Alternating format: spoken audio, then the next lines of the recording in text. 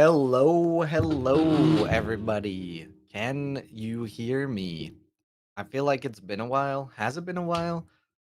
No, it can't have been a while. I was here last week, right? But I wasn't the one streaming. So it's been a while since I have streamed. Let me know if anything sounds or looks weird. I'm gonna have sorry, got the bubble in my throat. I'm gonna have Chili joining me here momentarily. He should just basically hop on. We're gonna hop right into a game here. Let's see if I can point out something very interesting. Ooh, oh, okay. All right. I don't know if the hero selection will be interesting, but the matchup is interesting. We have Pascolo versus Papiet. My voice keeps cracking.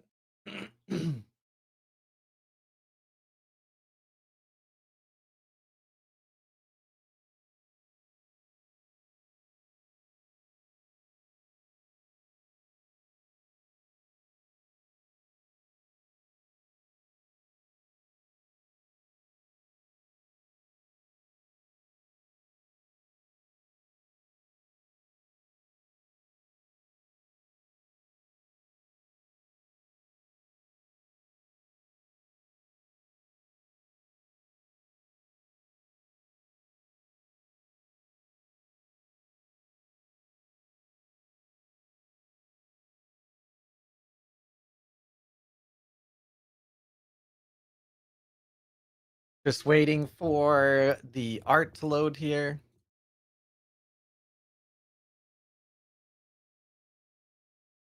I just ate, so my throat likes to give me a bunch of trouble after eating. Da, da, da, da, da.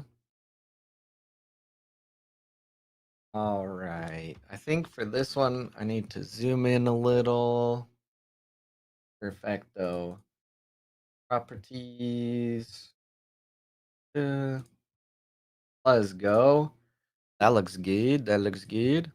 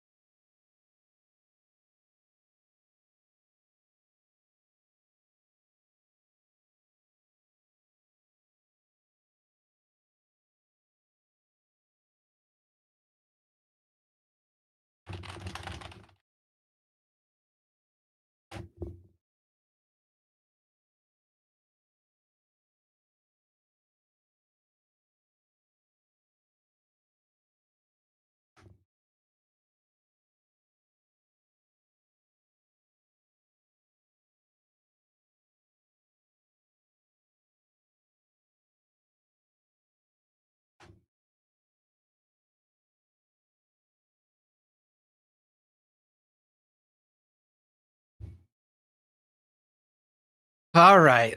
We have Kojo here versus Traced. Let me make sure my chat is working. Let's see here. Hello, lovely chat. Nice to see you.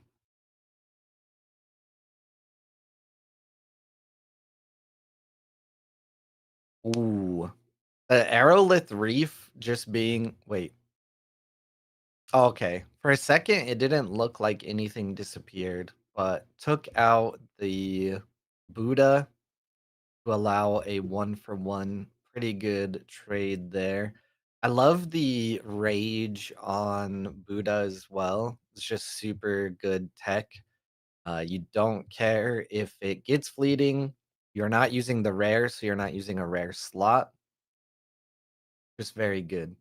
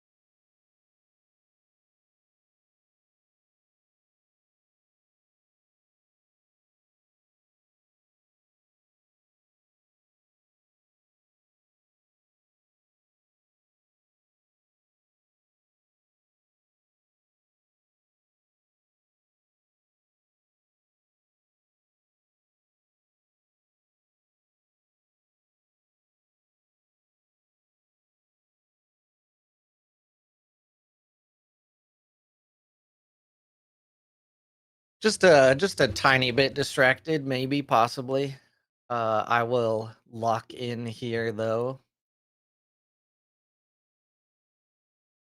Oh shoot, I refreshed because I wasn't sure if we were uh frozen or not.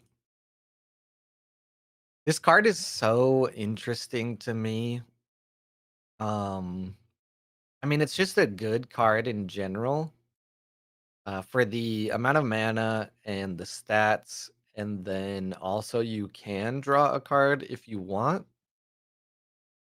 but also just how the card interacts and then the counterplay to it is super interesting in my mind. I was seeing earlier someone talking about restocking station and how it's maybe a little too strong. I don't super feel that way myself. I don't think it's like, errata worthy or anything. Do you think it's strong, but it's also a permanent that can be taken out by basically any removal. So I kind of compare it a little bit to like floral tent or winter outfits. You could probably argue that it's better than both of those, but in the same regard, like it's not, it doesn't have tough to like grand endeavor. Sheesh, I haven't said that word in so long.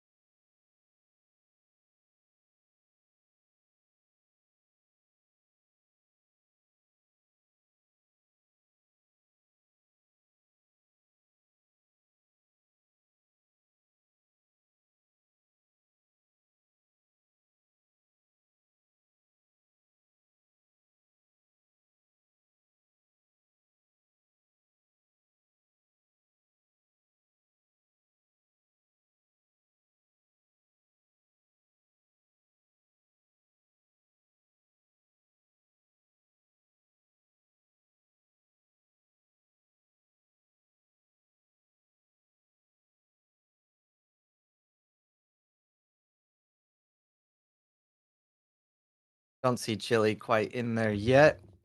Would be funny if he was like screaming in a locked box and I was not able to hear him. Usually when I am like streaming and casting on my own channel, I have music that I have separated out of the VOD. But on AWOL and things like that, you have another caster to bounce off of. So it's very weird to hear it very silent right now. It almost makes me wonder if my audio is even working. So, I can test the stream myself, right? I can go look at it and that'll do two birds with one stone.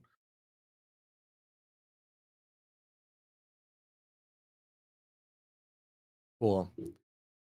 My headset is on so I can hear when Chili joins and the audio sounds fine. What's up, Rune folk?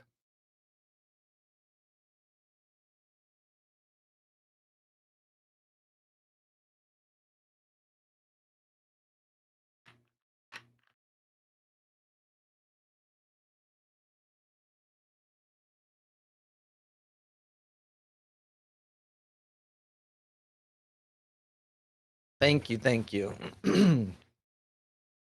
Except for my throat keeps being annoying.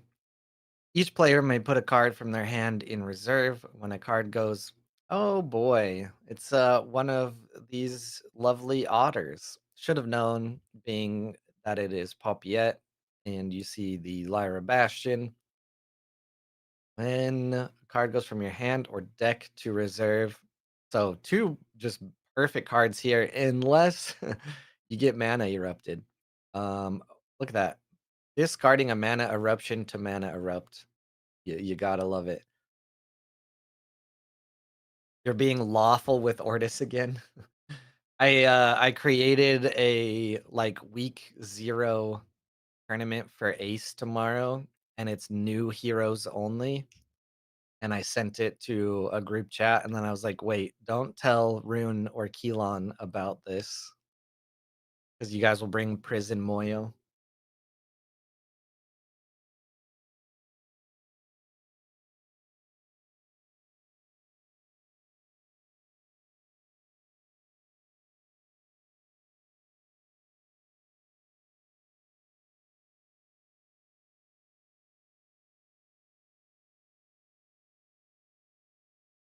So it's not gonna be as heavy hitting, but getting the Frankenstein there is just another good card to have it going. Continue this cycle. Without the otter, I would assume that Priest is really going to be on the back foot this game, especially with Kojo already having a pretty nice lead.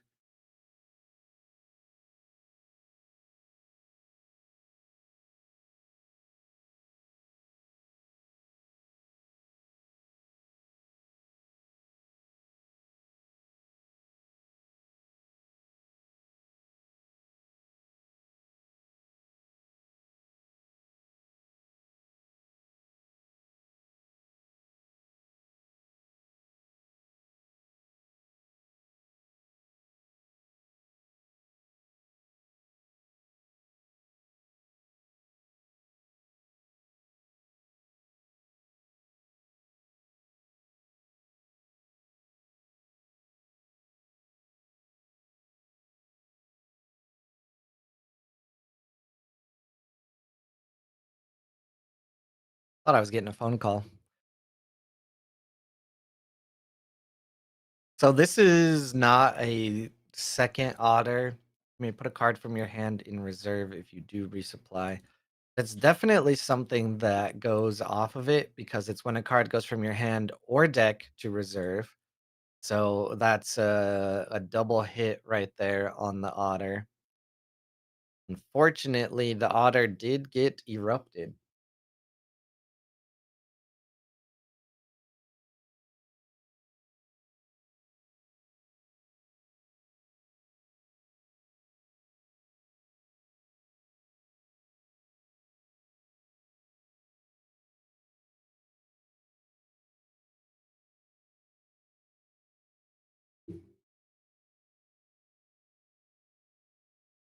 Are we really waiting for the discard here or okay. No, we were not. Come on, BGA.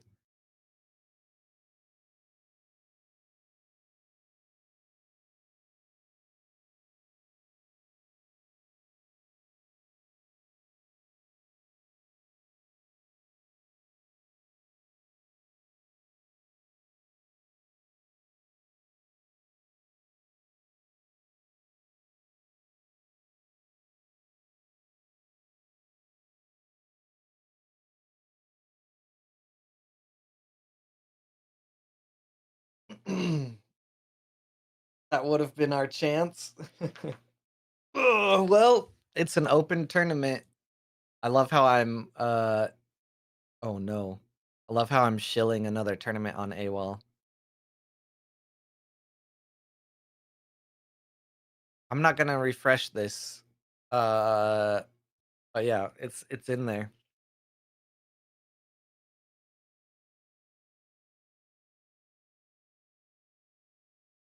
Or do I have to refresh it?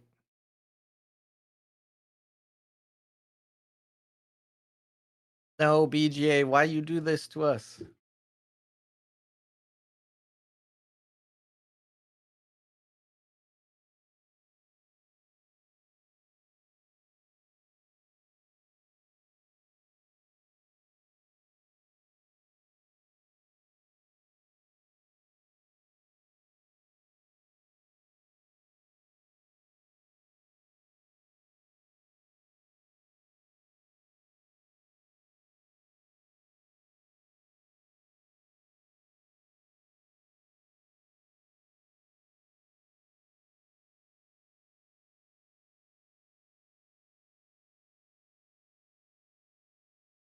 Okay, so they did make a decision.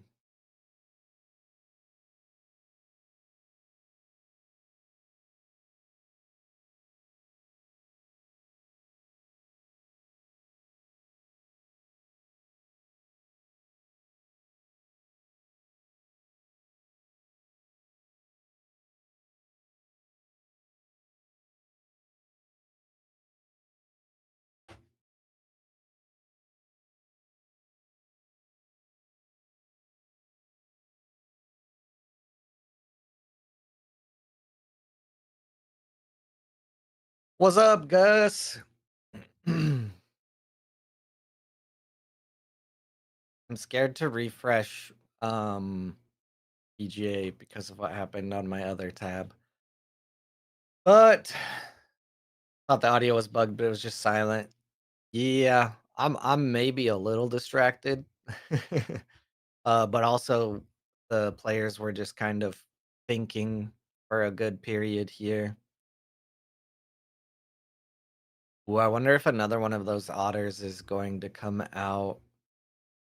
I mean, removing the fleeting from the Axiom Salvager is just good all around. But oh damn. With that, Trace does actually make the game a little more interesting coming back from a pretty early lead by Kojo. You know the saying. I might as well put it on a shirt now because I say it so often, but never count Traced out.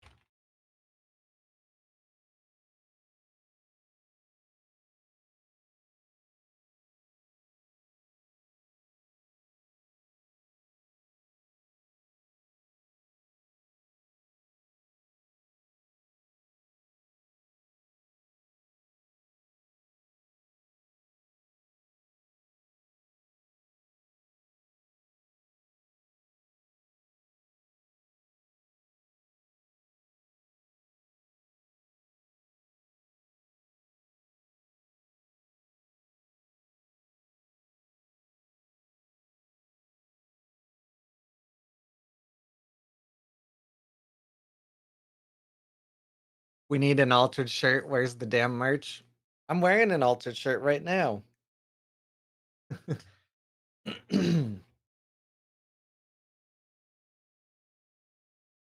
I should have worn my staff shirt, but this is probably actually still my favorite shirt.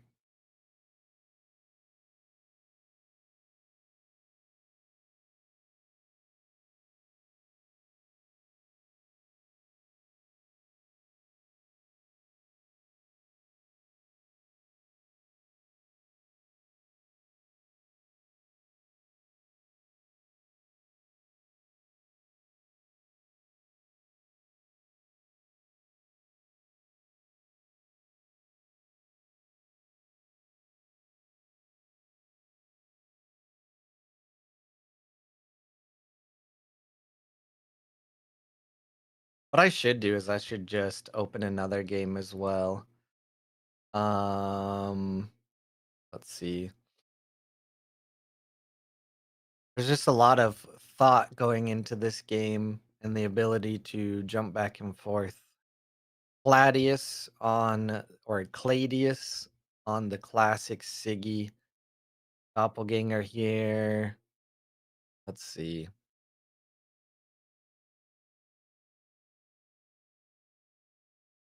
It's a pretty good doppelganger having the classic ability, but then also getting I gain 1 boost for each card in each player's reserve and being seasoned. All right. Over on this game, we have a 777 on one side for Kojo. Honestly, though, this seems like a very easy 1-for-1 on the side of Popiet, and that's not really what Kojo wants to see here.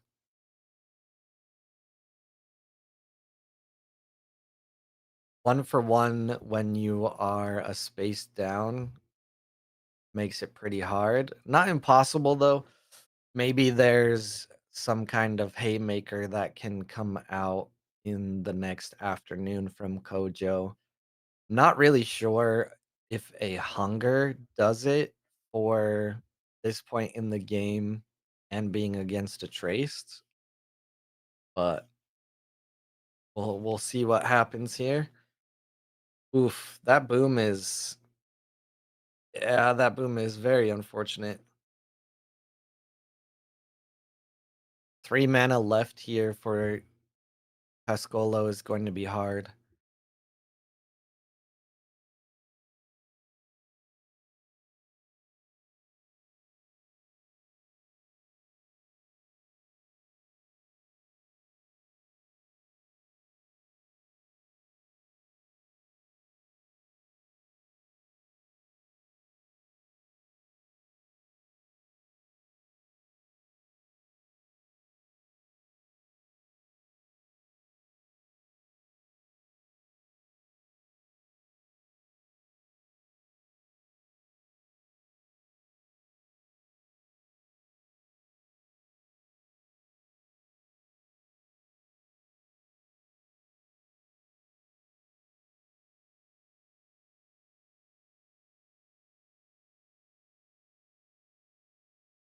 Headset shut off. Chili says he'll be here in 5.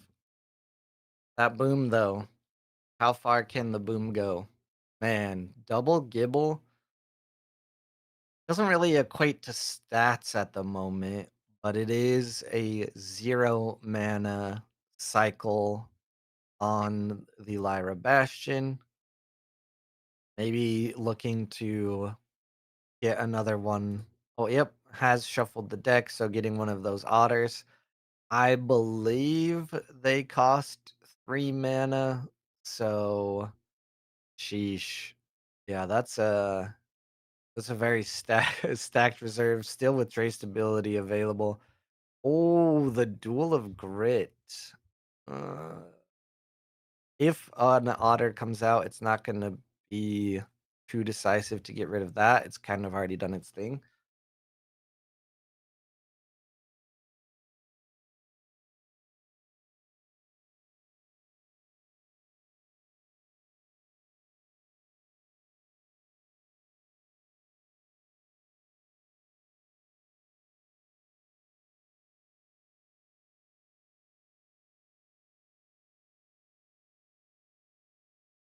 Now when Chili joins, I'm not gonna be able to hear him because my headset kicked off because there was no sound.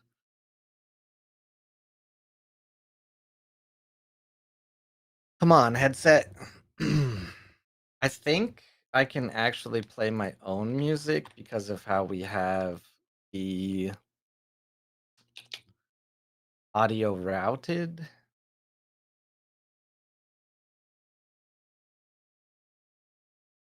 Let's see. You should not be able to hear this.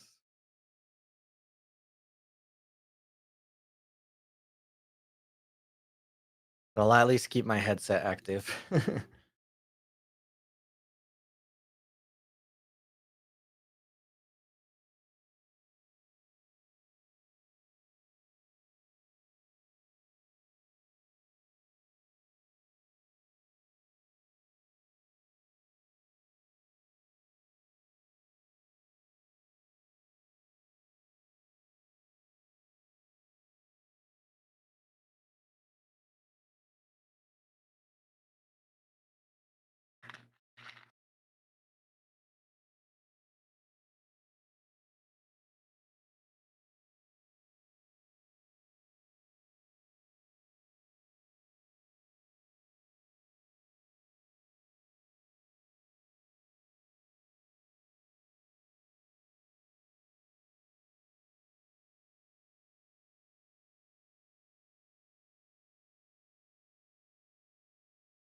This turn here went a little different than I thought though. Still looking sorry, I was answering a message. Seems like they got the otter at the wrong moment. They did the boom. There's not a way for them to stop the move though, right? They would need another salvager. Whoop. Uh,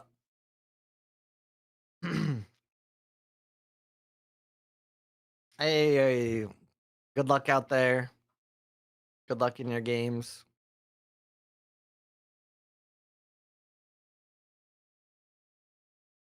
Wait, didn't they just have a way to block and move? They really going for the setup. What?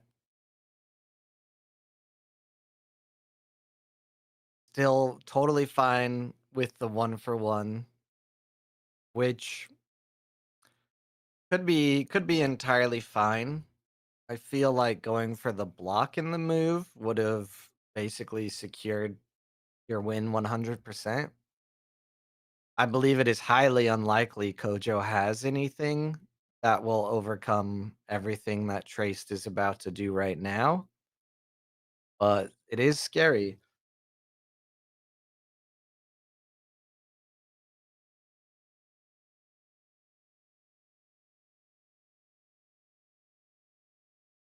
Do you read?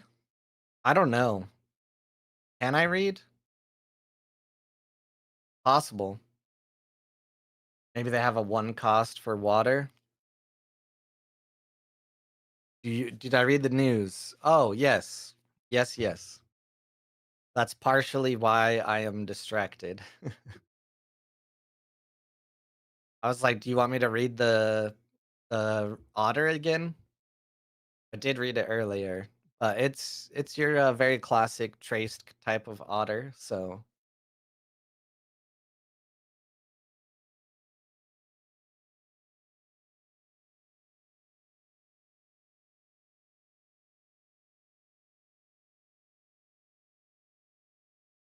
I misclicked. No! Pascolo!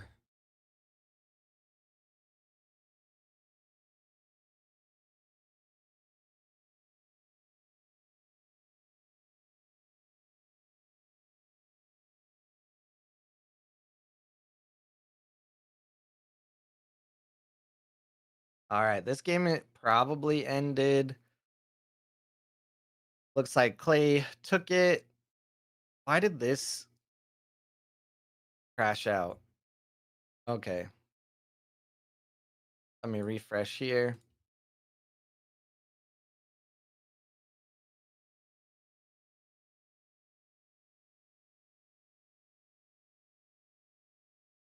What's the news? So, they put out an update on GameFAQ that oh, hey, is that Chili I hear? Hello, hello. Can you hear me, Cole? I can hear you. How you doing? I'm good. Sorry about that. My meetings at work took a little bit longer, but I am good to go. Oh boy, I know you've been trying not to talk the announcement, but there's a lot of anxiety going on as we move on to game two, I believe. Yeah, I think we're gonna be well, actually, we have table 20.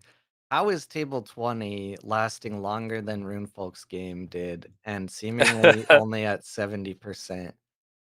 You know what? That Um, okay. how he gets a game done does makes absolutely no sense to me because they're so long, but he plays so quick.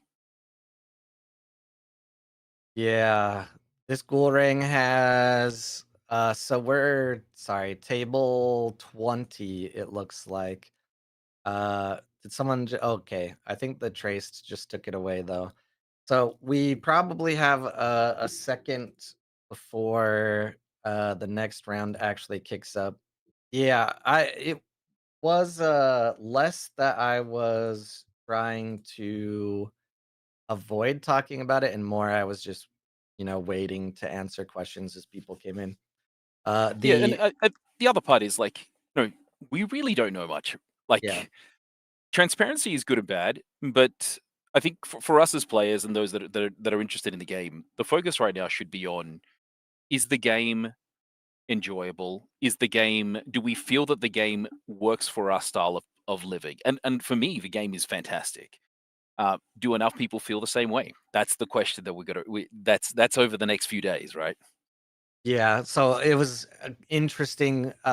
We were recording an episode of Altered Corner last night, and Mhm. at one point I said something along the lines of like, they do listen to community feedback super often. I think there are maybe one or two times where they listened too much.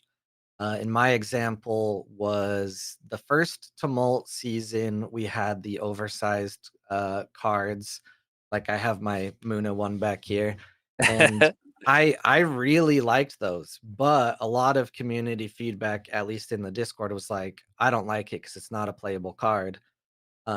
So the next season they changed it, which I thought was unfortunate.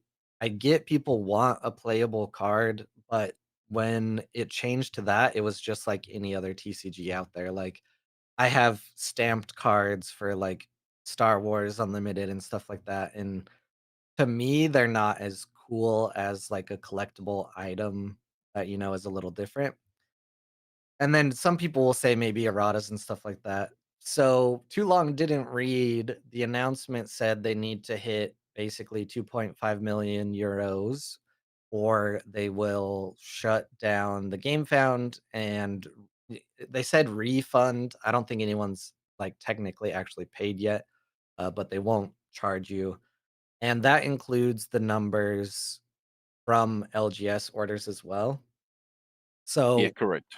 where this ties into what I'm saying is, I truly appreciate how transparent and willing to listen that Equinox has been, but I Mm. feel like this transparency does a lot more bad than it can good, and I think the general reaction in the community basically, proves that because if they would've came out at the very end and just said, "Hey, unfortunately, we did not hit this number, that means we're just gonna close it out and no one will be charged." Everyone would have been sad, but the alternative, because I think the number is very hittable when you include LGS numbers, but I do too.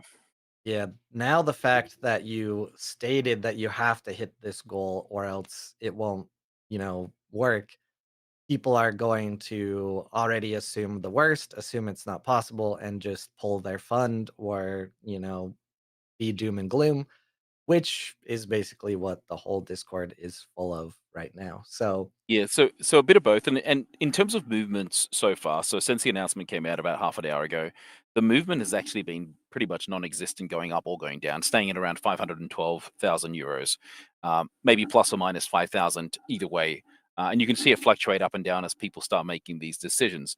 But I'll also say, like, I like you, I don't think they should ever announced how much they needed to make as a collective, but I do believe, this is my personal opinion, they should have been including the overall store pledges as well in the count. From a perspective of your, like, if I'm seeing lots of people be involved, even if it's through the stores, that gives me more of a reason to want to continue to invest. By holding out what I believe is at least two-thirds of the overall demand, um, it just makes it look like it's not hitting anywhere near what we want, um, or what they want.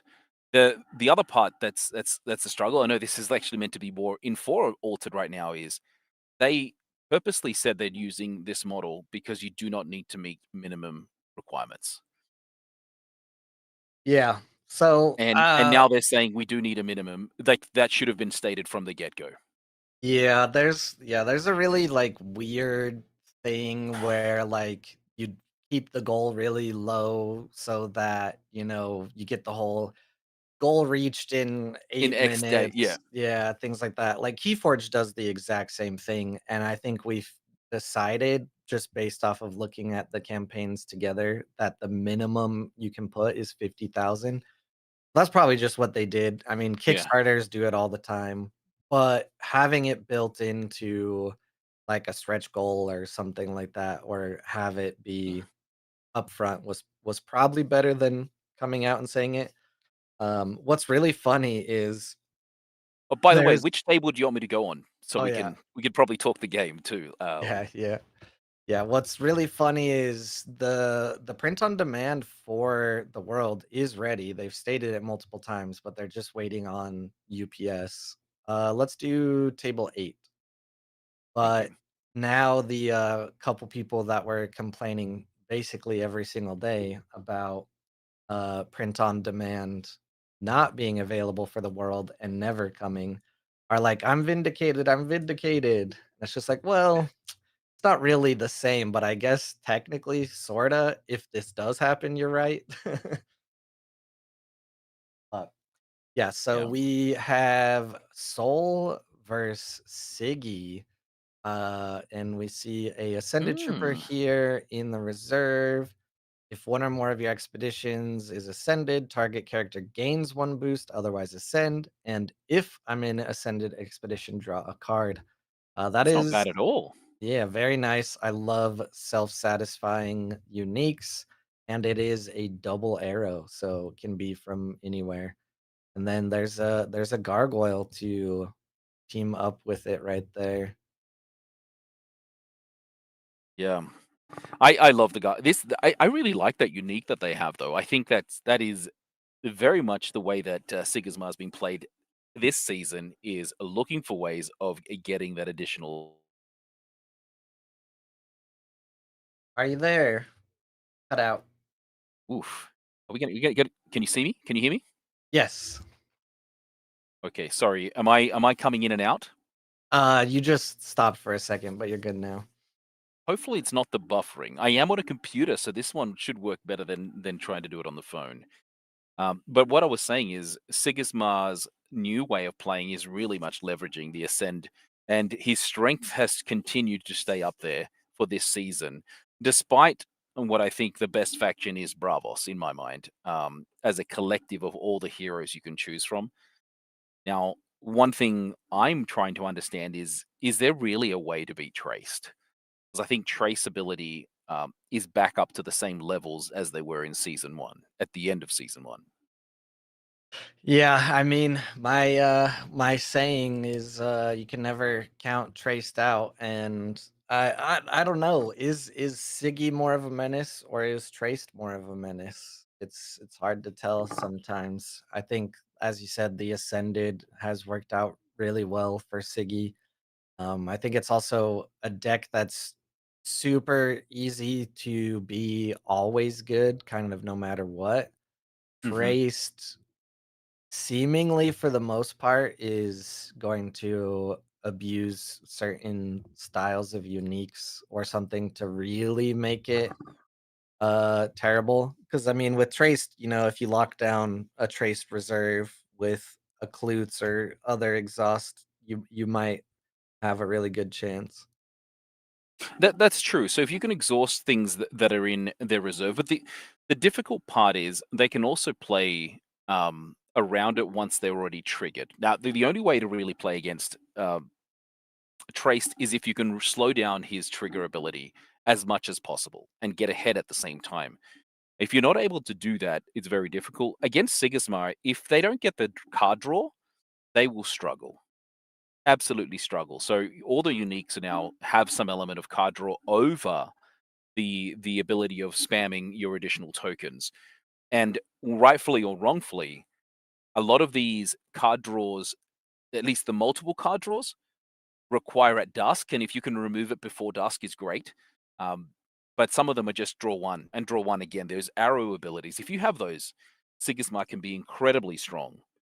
Um, but Ascended also has an element where it doesn't help Siggy out because some of their cards were about disruption, and the Siggy disruption model.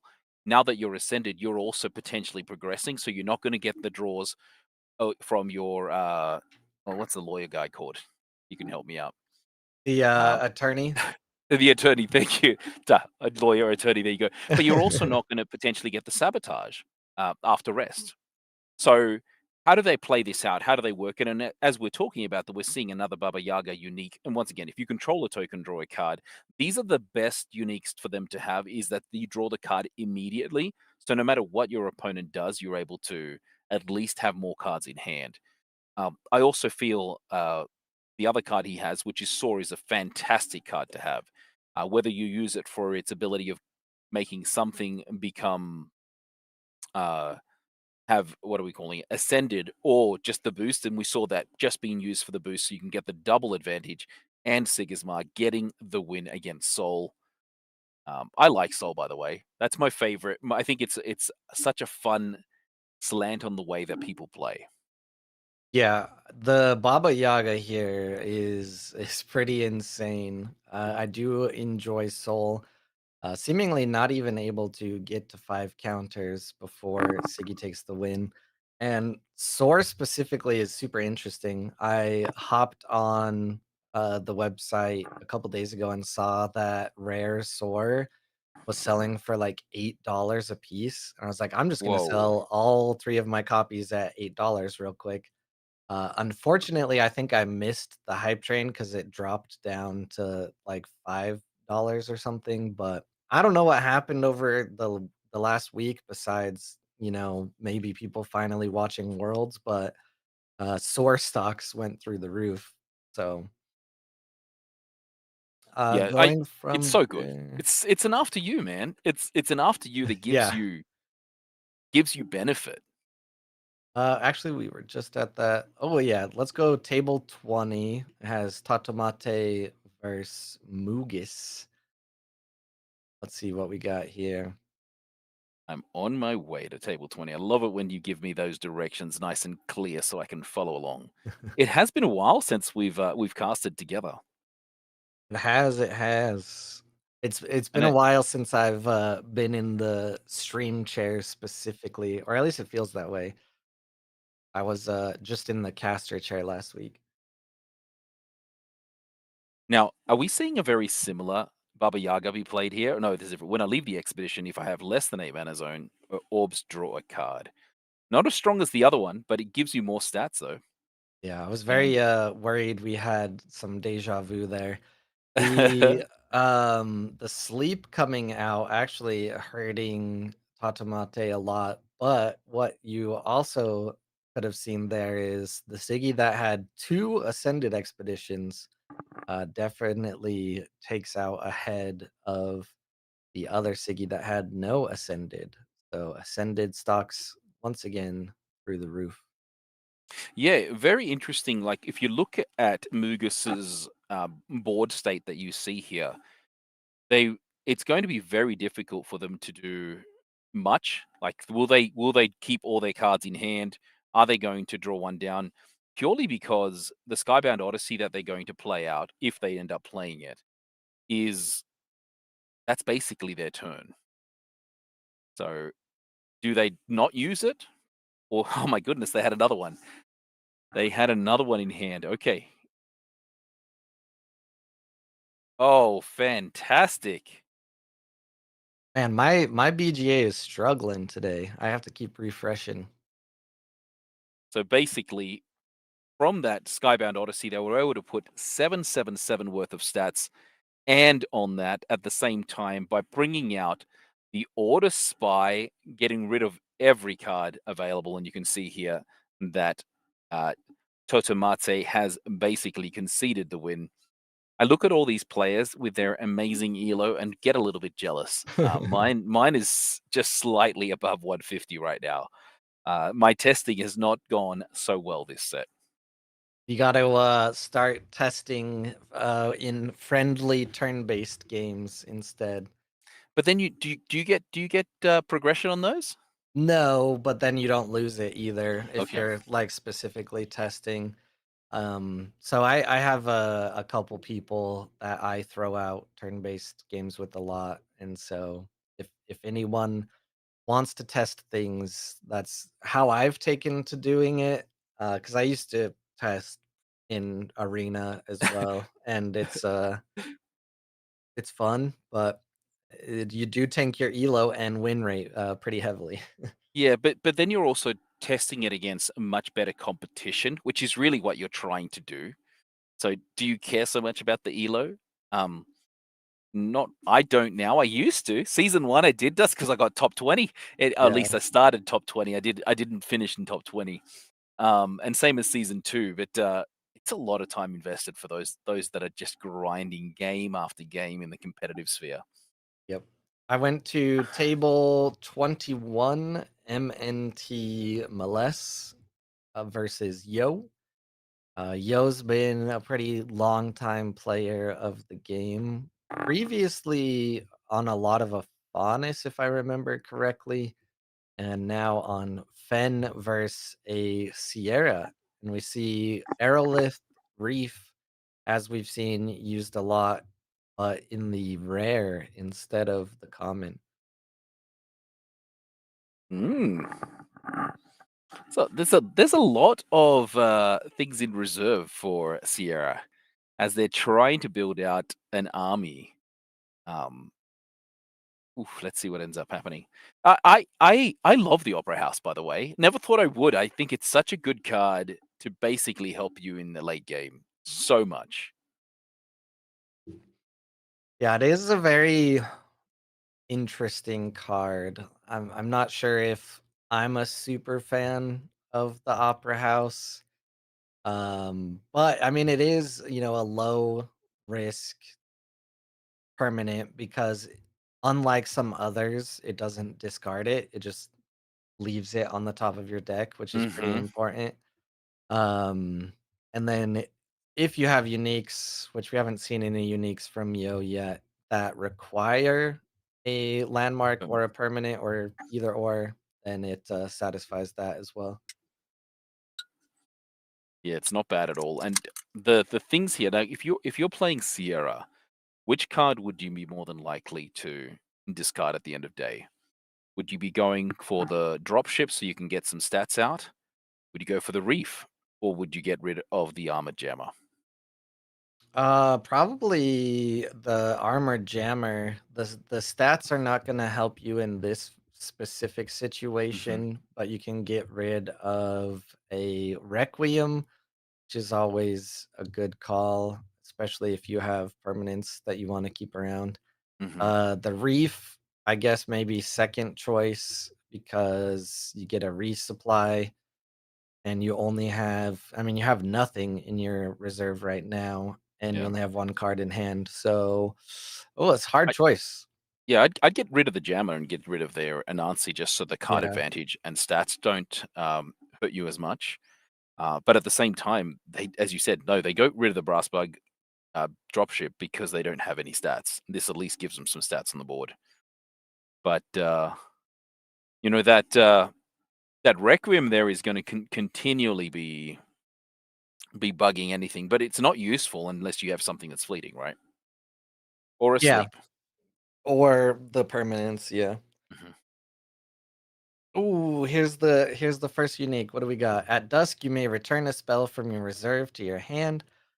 From hand, you may pay 1. If you do, each character controlled by target player gains fleeting, and this is a 3/3 cost Flamel, so Mm. that's pretty doable to pay that 1. Yeah, but that only pays it from hand, so it won't help you now that it's in reserve. So, but you can leave that and pay that at the end because it has each character controlled by your opponent gains fleeting. That's not too bad. Lyra's Signet being played out for its 2 costs from hand. And what are they trying to do is what? They just drew and resupply. They mustn't have got the resupply. War and 0, 2-0 now. Runefolk, are you going for another 6-0 Waru performance? That's awesome. How I'm assuming he's often playing hostage, right? Yeah, how Yeah. often these days do you come up against someone that says you're banned from watching this player? I haven't got them. Do you get that? I have once or twice. Runefolk a lot more. Oh, oh, is in like watching them because he knows that he's preparing against them, or why would Runefo get the? If someone blocks you or avoids you as a player, you also cannot spectate their games. So if, you're going to cast one of their games, it'll say like one of the players at this table has Has you blocked you. blocked or something. Yeah. Oh, he's probably rubbed people wrong so much with his whole, I guess, gameplay of just Yeah. stalling and then winning out in time, that they're like, "I don't even wanna deal with this guy anymore." Poor Rune. Well, I haven't had a chance to congratulate you for coordinating the English stream, man, but you guys did great job. I know it would have been stressful not having Blue there by your side because he decided to take a vacation instead of working. Um, teasing here, Blue. We're glad you're feeling a little bit better from the crazy scare. But tell us, how did that all come about for you? Like, how first time out of the country for you, man? Yep. Yep. So, yeah, I actually meant to message you and Nick because I listened to I don't even know what episode, one of the ones I hadn't listened to yet, and you guys talked about it as well and said really nice things about me and the World's Cast, so I appreciate it. Um, Basically, Blue and I started bugging Cedric a long time ago, just asking what would it look like for an English cast? Like, if we're gonna get a clean feed and we're just going to, cast over it remotely or whatever. But the kicker was Blue and Simon were already going to Worlds no matter what. But Out of their own pocket, right? yeah, yeah, yeah. So Yeah. they were going to be there in person.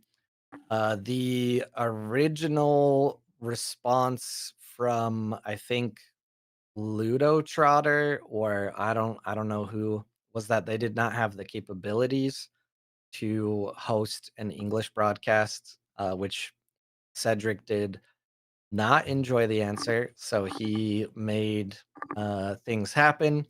We ended up with a nice little table and setup there. I don't remember the company that helped with the broadcast side. I think they are separate from Ludo Trotter. But they helped us out, have a little table, and yeah, we ended up getting it all in place. I had to rush order my passport basically and, make things happen, and then the Saturday Blue was heading to the airport. He decided to have a medical emergency and not make it at all to Oh, France, oh, so he never even left the airp I thought he was stuck in France, no, personally, so no. there we go. Now, just as back to the game slightly, not that's a nice Lyra Navigator, gains 1 boost for each card in each person's reserve, for For 2 2, resources alone. I know, very, yeah. very good. What we will be looking at here is I I don't know what they'll play. They'll like, the Lyra Navigator you wanna keep, but you can also play it. Do you decide to use one the Hathor to bring it back to hand, so then he gets 2 sets of life again, but then you've just lost an additional boost when you do end up playing it. Um, I really have loved seeing, um I don't know if you've seen it, but I've seen a lot of resurgence in Muna of recent days. And it's been really, really fun to see. I'm getting destroyed by Muna, which I'm not used to, but I really like that as well. Yeah, I so the past like week or so I've been doing more like turn-based just normal play games because it's a little Yep. easier Yeah. hop into, but I have run up against some Cowries and some Tasias, and then I myself have been playing my updated Tasia, which has been doing pretty good. Nice. So I have enjoyed it as well. Seemingly today, though, it's all the, Axiom show and then Siggy and then our one Fen here. Yeah, that's so true. I'm actually getting a little bit fed up with the amount of Axiom I'm seeing. I don't care about seeing Sierra because that's at least a deviation, but it just seems like it traces every second deck and that's calling it lightly. The good thing is depending on who I can play Siggy or I can play Basira. Both of them sometimes do well, but it's once again very dependent on can I slow them down. Um, and my Klutes really help there. Yeah, this is looking like it's actually going to be a really good turn from Fen. Um, Already Hmm. beating on the hero side, very easy to come out ahead on the companion side. Just a matter of how you want to do it. I wouldn't imagine a Twinkle Twinkle would be used on that brass bug, but who knows? Depending on what they have in hand, that might be one of the only options. Yeah, I'll say though, Sierra is very well insulated against the Fen decks that are built to give your cards fleeting or your characters fleeting. Um, Opting to play out the Cloth Cocoon from hand to get rid. Okay, Yeah, that interesting. is interesting. So are they gonna allow okay, I was like, are they gonna allow a move here? That seems very, very risky, but there's But the other Twinkle Twinkle. yeah, now I'll say this: the way that this is coming out right now, this actually is better suited for Melesse. And the reason why I say that is Fen is now going to struggle for cards. Their card advantage is gone. They have nothing in hand. They will only have one card in hand and three cards in reserve. If they don't get enough characters, they're going to be in a bit of trouble. The good thing to help them is can they reveal a spell to draw it, and that may give them something through their opera house. Now that opera house, while it looks cool, not as cool as my Australian opera house. I'll say that. Sorry, bringing in some of my own love. So what are you gonna do if, when they nerf Sigismar? I'm sorry. I don't think they're going to nerf Sigismar. So I think what they have said is eventually all of set one will rotate out. Set one, two, and three. Um, Now, am I happy for that? No, I really don't like full set rotations for heroes. For everything else, I do. I think it's fine.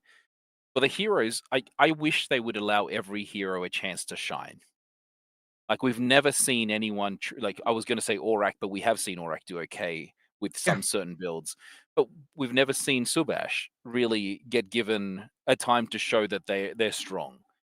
You the same thing for many for two of the Muna heroes really, because I'll say, oh no, Rince had a bit of time in the in the sun. Um, but I don't know. I more Yeah, I like the flesh and blood way of doing it, where they get hero points. Yeah. So therefore, even if they're bad now, eventually they'll get enough to be good. Yeah, You'd I hope so, think right? that is a really cool way to do it because I understand that in general, a rotation would mean you rotate out all cards from that set, which would theoretically include heroes. Mhm. But I think rotating out the first two sets at least does do a lot to kind of balance the playing field a little more, and I would love to see how all of the heroes operate in, something post that. Because yeah, I think it would be kind of sad to lose out on, Arjun and Rin and maybe even Arak, Lindaway, things like that. So, yeah, Yeah, it's but hard. I do like the point system though. That is very cool. I wish they would do that for sure.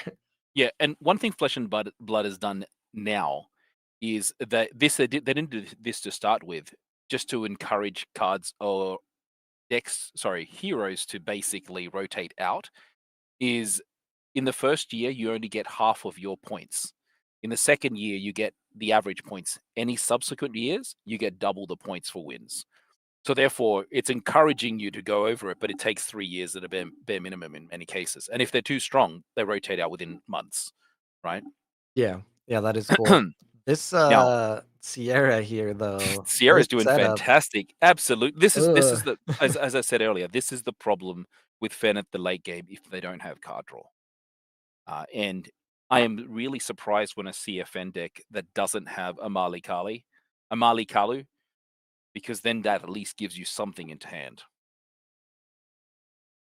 So they're going to have 11 mana and nothing to be able to use it on. Rough. Yeah, so what does let's see here. If it's a spell dry, so I guess they could get a spell here.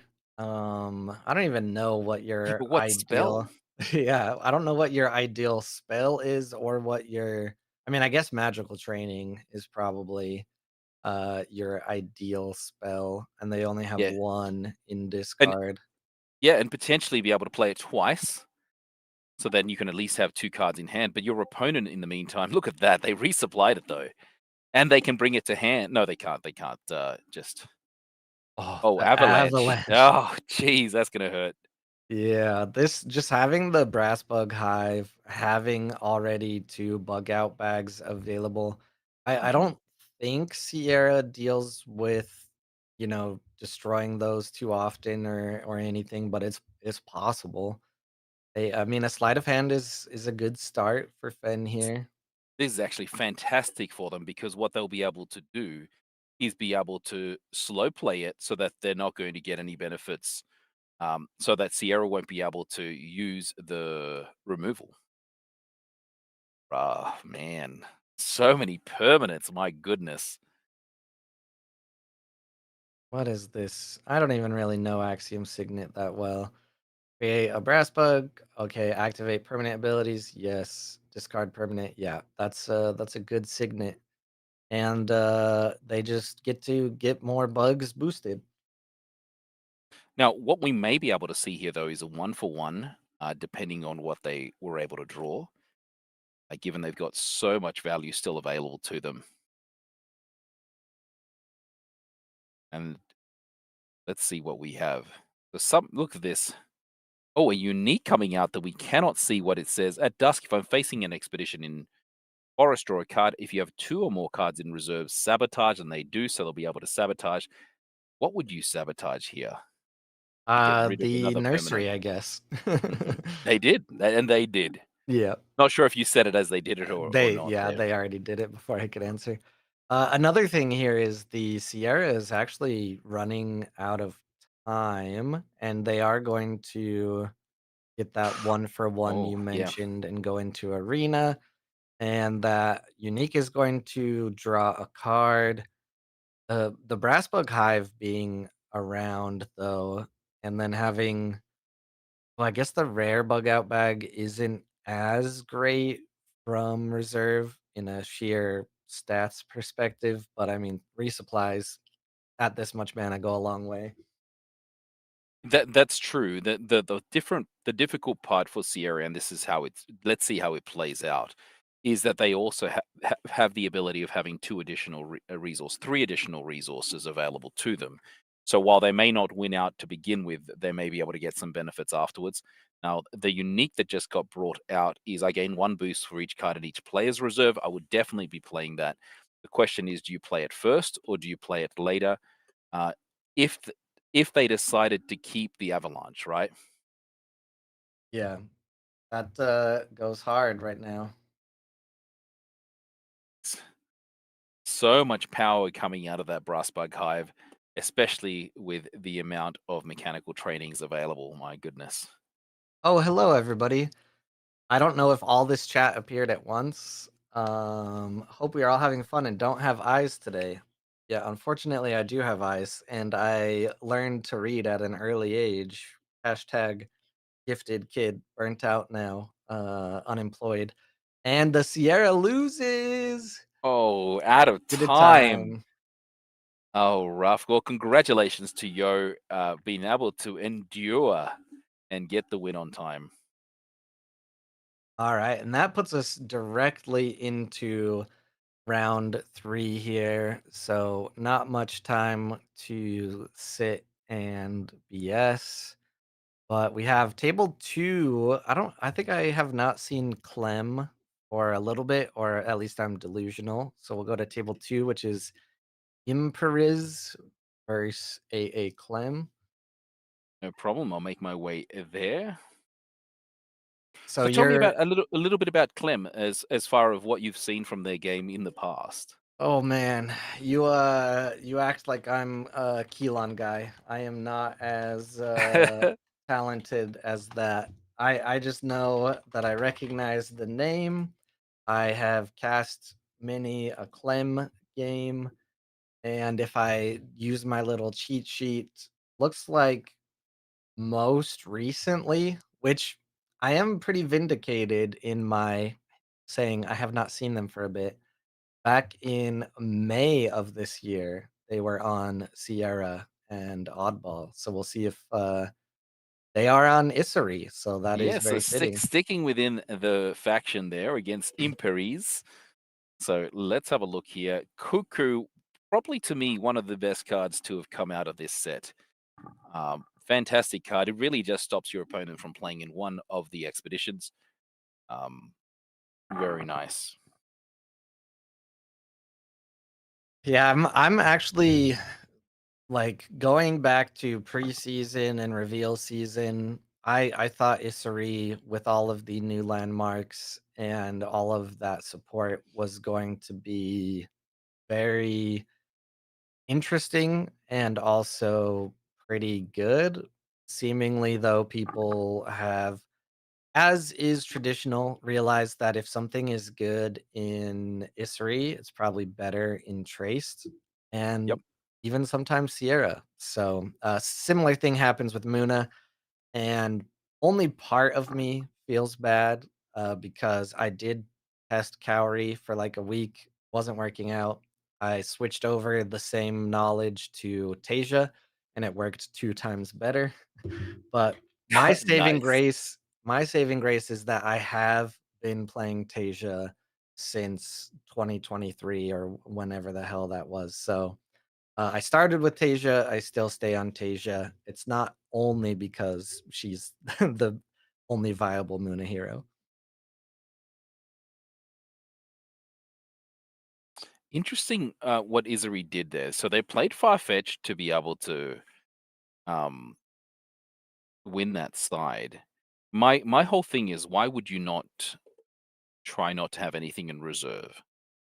Because they could have won out if they had played out the Vike and played it on one side, give it the boost from the Keelon cylinder, and now you've opened yourself up to getting a sabotage. Yeah, I think I mean, I might have missed what was moved, but wasn't it the Cuckoo that was on the other side? So it would've No, it was the Suha, the Oh, okay. Gorgon operative was that was moved. Yep. So I mixed them up in my head. Yeah, I'm not too sure.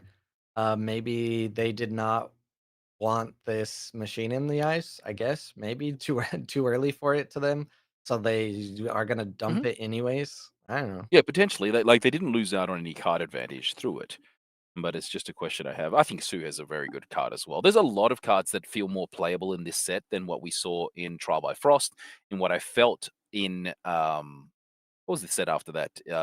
With a Hunger. Oh my goodness. Whispers from the Maze? Whispers from the Maze. Thank you. But yeah, let's end up seeing what we see ourselves. Clemmer looks like they are very proficient, and so is Imperez in the way that they play. I really love looking at how other people play Basira to give me some ideas on what I've got. See some of the uniques they've got. What cards don't I have that they have? At the moment, their Basira build looks just like what I have in terms of the cards we've seen. Yeah. Um, hello, Argon, and, yeah, Clem was usually solid AA player, plays some weird stuff, but it usually works decent. Yeah. Mhm. P.S. Argon, fantastic on the cast. Also, a very, very good player. One of the best from at least this side of the pond at the last chance qualifiers. Yep, not an American, but we're gonna claim him anyways. He betrayed us all for many months, pretending to be American until I met Is him in he, person. yeah, he's kind of like me. He's a South African, isn't he? Yes, yes. That's right, a South African coming from the Commonwealth. Yes, you and I both call the king our king. But I believe he'll be casting on Wednesday with Blue, as He long is. as they don't decide to just up and burn everything after this week. I don't think so. I honestly, I too much transparency is absolutely right. Um, if they had a goal in mind, say it early. Um, But there's this other element. I honestly feel we're going to get to the 2.5. But what this is the cause that's going to have some strain for people is there's going to be a stress for every set that's released in the future because you will always lose players from set to set. And your hope is that you gain more players than you lose. But when there's this fear of a game staying around longer, then I think more people will be reluctant. But I also feel like if the Yeah, game is strong enough, and I'll say BGA is one of the best marketing tools we have of this game. yeah. And I have started to beg more people to play on BGA just because it really is so good. I know people want to play physically, and that is cool. I understand that, but you're not gonna play in person every single day. So the days you're not, definitely hop on BGA. There's a lot to offer. yeah, I've started the trend like you do in terms of playing more of the turn-based games, Yeah, given like the majority of the player base that we play against is European based. And that's one of the reasons I actually started the two tournaments that I run, right? I run they're both called rapid fire tournaments in that they're just 20-minute games. Oh, sorry, 20-minute games, 10 minutes each player. Um One on Thursdays is just an hour long for the Americas, not just the Americans, but the Americas, at 4 p.m. Mountain, so that we can get Adventure Pass, give those people here that don't get the chance to go to many game stores to do it. And then we started the Nook one as well, but they're not. The rapid fire tournament that's 1 hour gets sold out every week. Like I'll say that feels very humbling to get that level of support from the from the community. But it gets sold out predominantly because more than half the player base are Europeans that are playing at midnight. yeah. I was gonna say So there are people who really enjoy a shorter tournament. that's right, Um, and it's so just 1 hour. You play yep. 3 games in an hour. Everyone gets an adventure pass, and the top four get themselves a promo pack. Not bad. In Um, this game specifically, I wanted to call out super cool tech, helping hand on a colorful cuckoo. That's cool. I wish I could do that. Helping hand isn't in Muna, is it?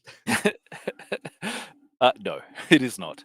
As we know Unfortunate. very well, because Izmir had the issue with it being banned. Yeah.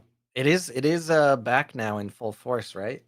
It is, but Afanas cannot take advantage of it the way it used to because any one cost spell automatically gains fleeting. Yeah. I also really like jellyfish in Axiom. I had not really taken the time to look at it until it started popping up more in like the last week or two. Yeah, it's just really cool. It also made me wonder how often there's a card that was so good in one faction it had to be changed, and then if you look at it in another faction, was it maybe overlooked? Jellyfish is one. I think the Haven Bravos Bastion kind of had a similar fate where it was too strong in Axiom. It was suspended for a while, and then it became popular in Bravos. That's Mhm. just very interesting cycle. Yeah, talking about Moonlight Jellyfish, I'm really surprised that it's not used more in Sierra because I think Sierra is the one that would benefit it the most out of all the heroes. But especially because it only costs one, it's super easy to play. But maybe people are using it. I just haven't seen it very much.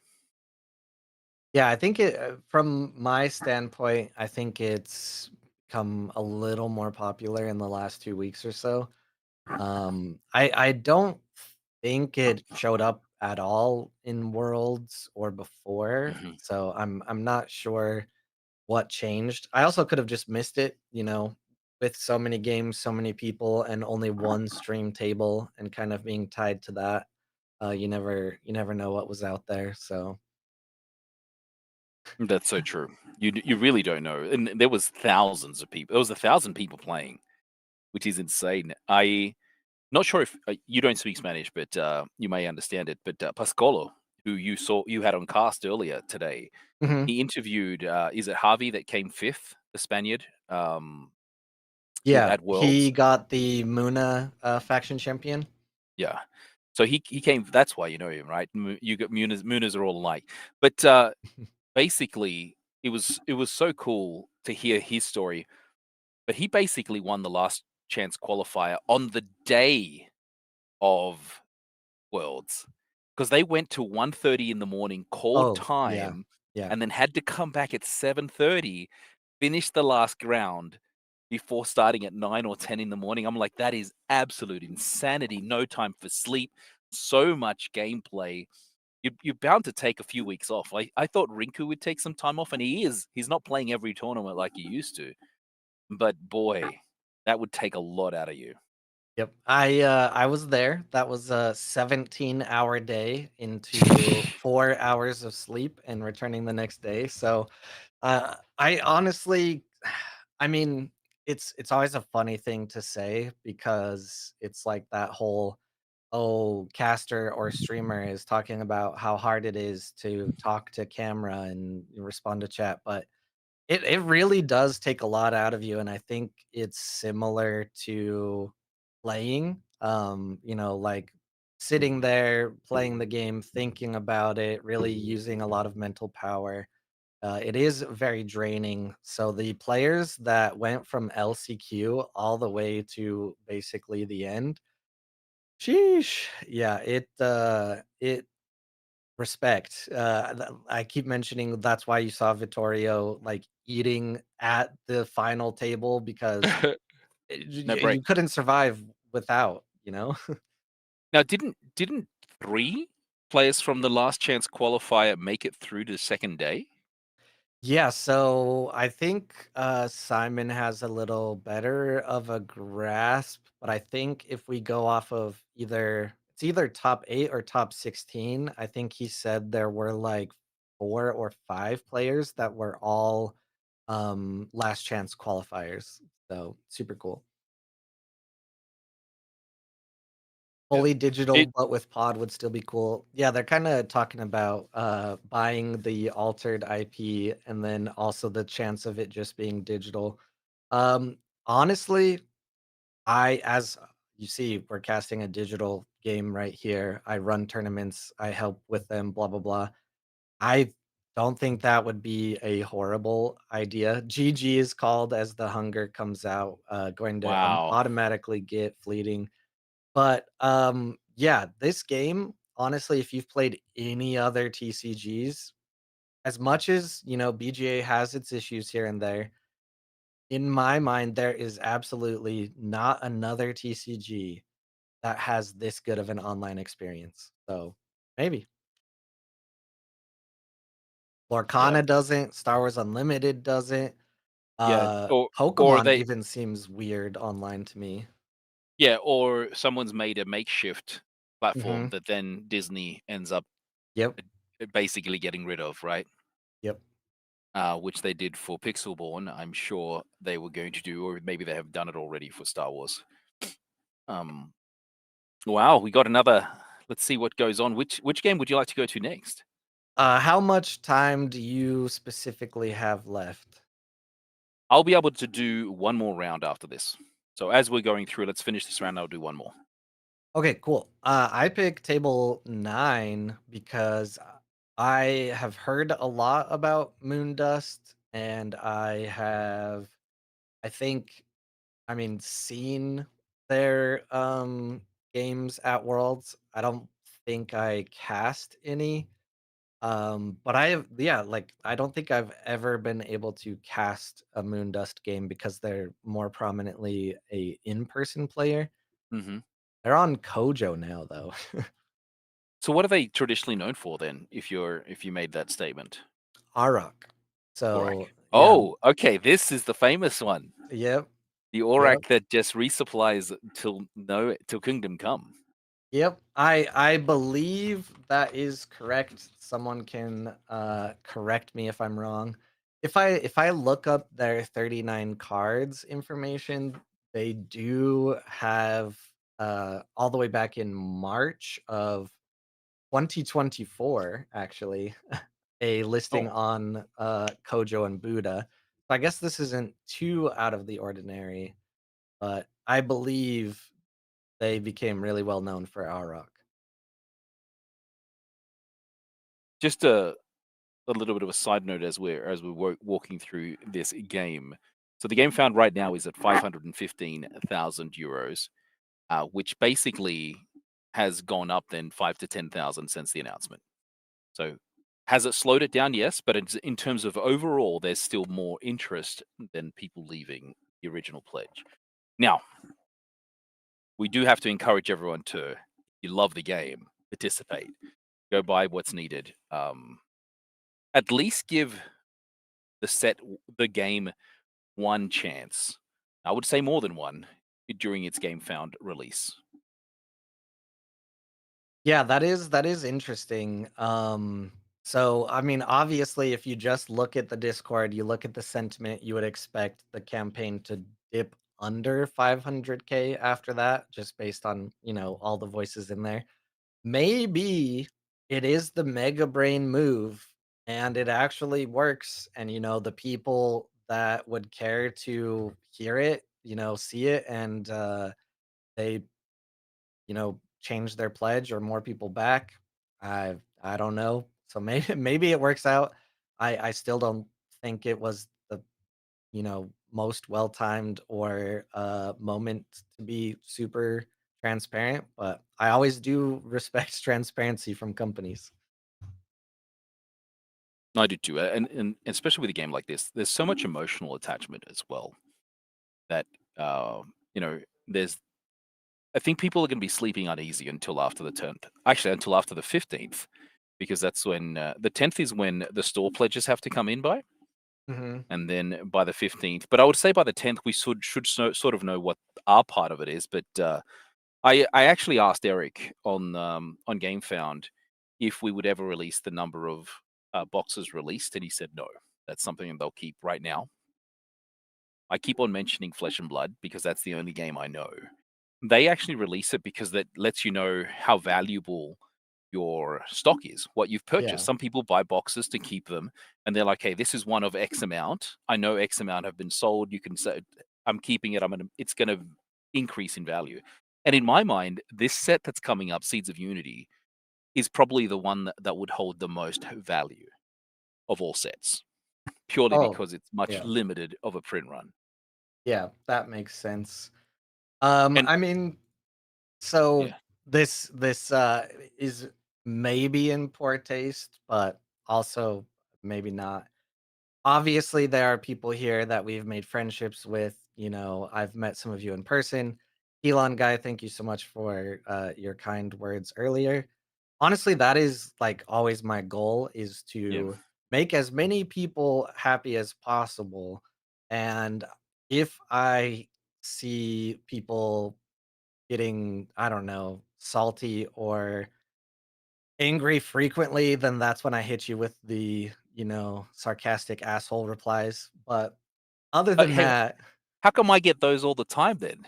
because I mean, I know you well enough. That's the benefit of friendship. Uh, no, that is Um, true. You know what's cool? I call you a friend. I call my teammates at AQZ friends as well. yeah, Um, for sure. and that's probably the part that's going to be the hardest for us all is we're building a community where we enjoy each other's company, whether it's virtual or in person. Um, and that I hope stays a little longer. Yeah.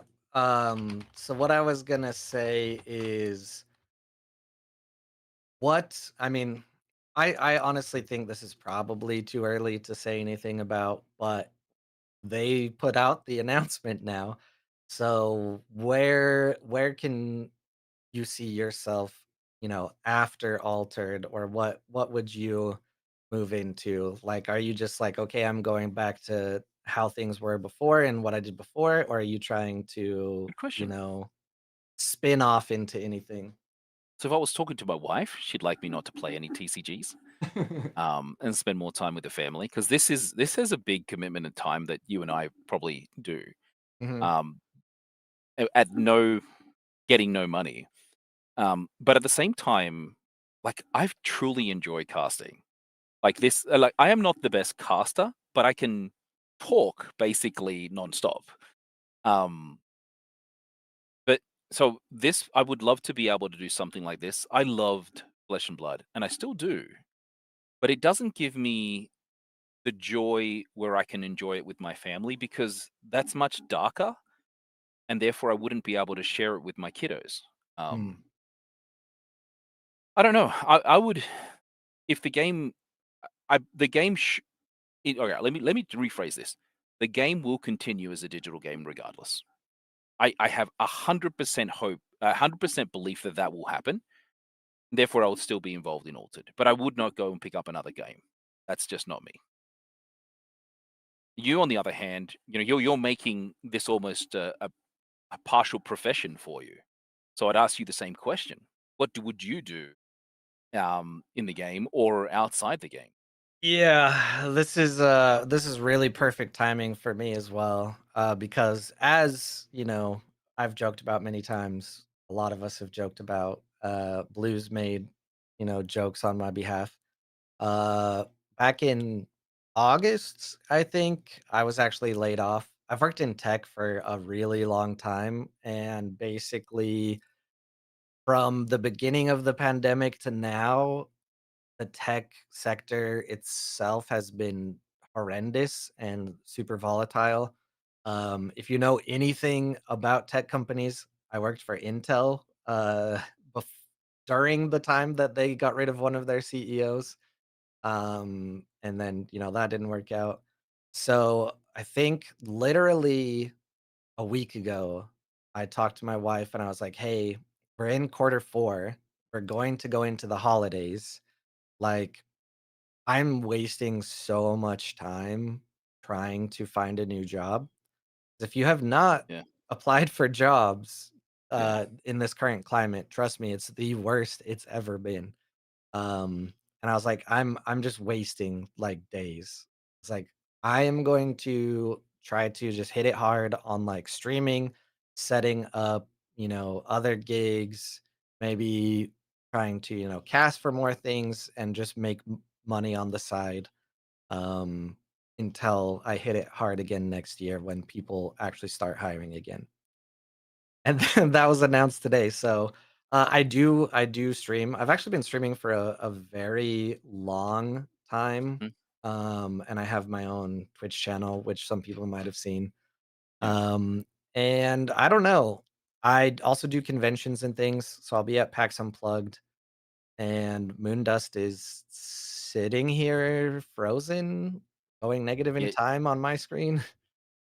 on your Okay. screen. See, I'm not even on negative time yet. It's still Yeah, I showing just up. have to keep refreshing. Okay, Um, ends up playing Looks a 3-2. What do we have? It looks like, yeah, it is game it's over. yeah, the Ratatoskir or just the physical training or something can Mhm. wait. No, they've already won. Good games coming up by Oh, the Moondust. other side, the Yeah. companion side. Okay. I was like, Mhm. whoop. So, Fen yeah, getting the win. I would love to pivot into something else. I Yeah, did apply to work the Riftbound event in Houston. Unfortunately, I wasn't selected. And we'll go over to the caster screen now here because round three is just about done. But yeah, I do, learn to plays. I did a lot of the altered road shows. I work at conventions, do casting, things like that. So I mean, if you guys hear about anything, let me know. Otherwise, you can come hang out with me basically every day around this time on Twitch. yeah. So Yeah, well, let's what about if this continues? Let's look at it from the positive side then. As the game continues to play, what do you want your involvement to be? Because I thought us. AWOL, you guys, the team at AWOL, you three, I thought based on the snippets of information that Simon shared, it felt incredibly positive for this year that's coming up. Oh yeah. Oh yeah. So, I think the people that I have the closest relationships with, which would obviously be Loki.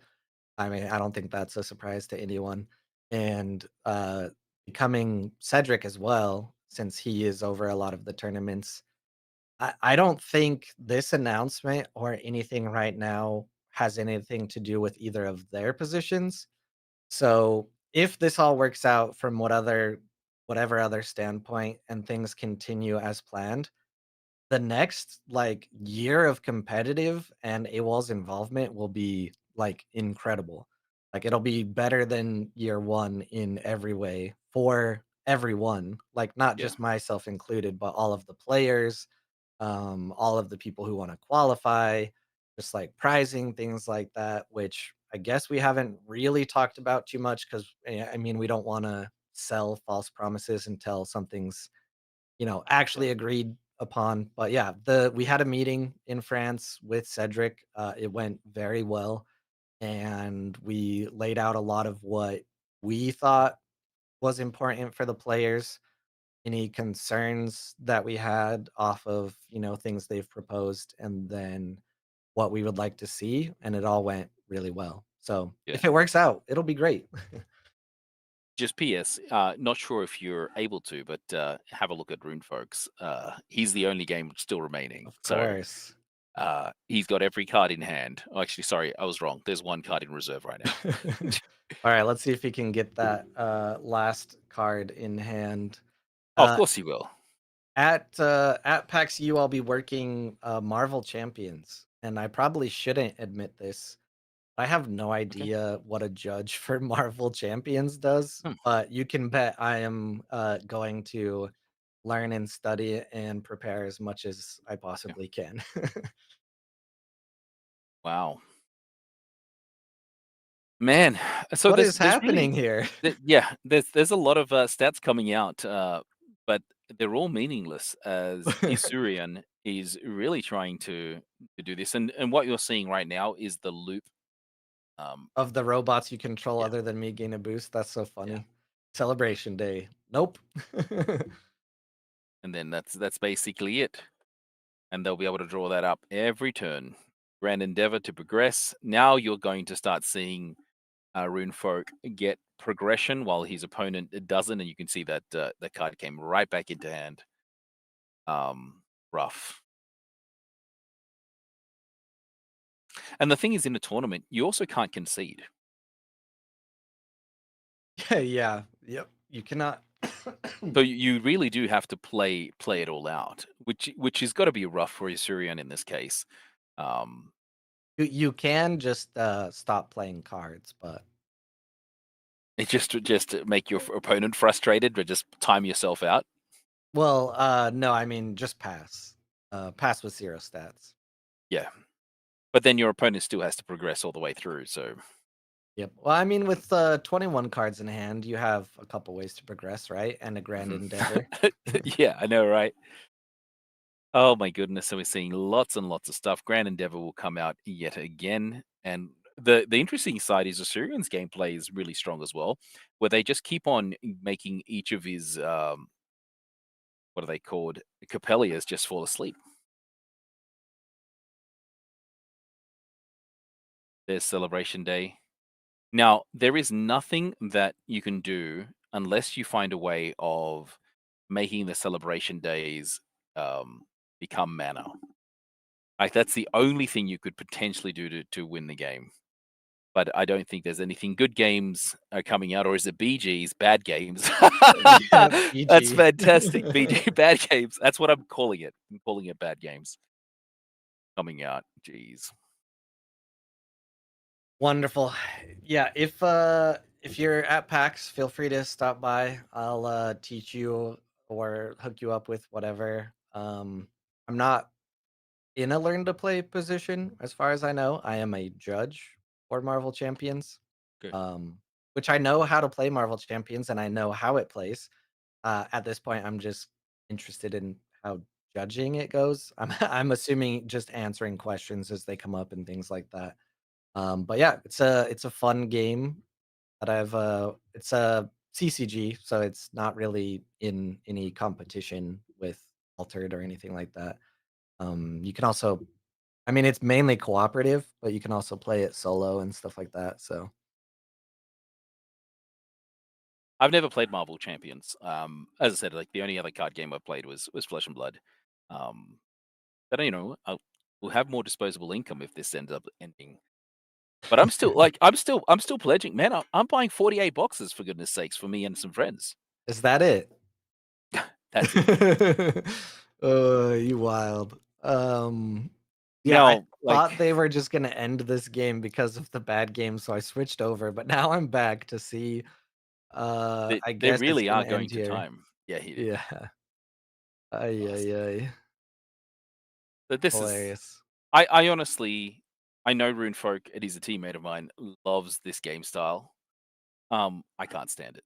Yeah, I I I really don't I can't don't stand it. know how, they From enjoy this so much, but they are nice people outside of this interaction here, yeah. so No, but the reason I don't like it is it's the same thing with any game condition that you cannot do anything about, right? You can and that's part of the reason why Small Step Giant Leap had to be eroded because you could do nothing about it, once it was happening. yeah. So now imagine if every deck had a Small Step Giant Leap, then you played that, you're just like, "Sucker, got it."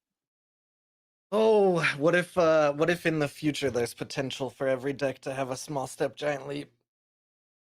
You know what I hope every deck has the potential of an alternate win condition. Yeah. If you create every faction has the ability of an alternate win condition, then those kind of games will end up like you always have something if you build it. And maybe that's one of the things that they'll look into as we progress into future sets. That's the hope I have anyway. All right, this will be the last round that I can join you, and then I do have to make it back into the office. Um, All right. You sure you don't want to call in sick? You ate some bad gas station sushi for lunch? yeah, I work for the petroleum company, so um, well, consult for them. Not sure, but we're looking at here. So we are right now 16 players undefeated going into round four. Some of the best players. This tournament gets the best players for sure. The European time zone.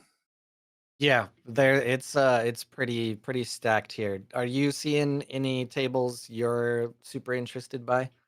You know what? I have not seen Mystical Mirage before, so that'd be someone that'd be interesting. Do you know who? And or even we just saw Raven Alex.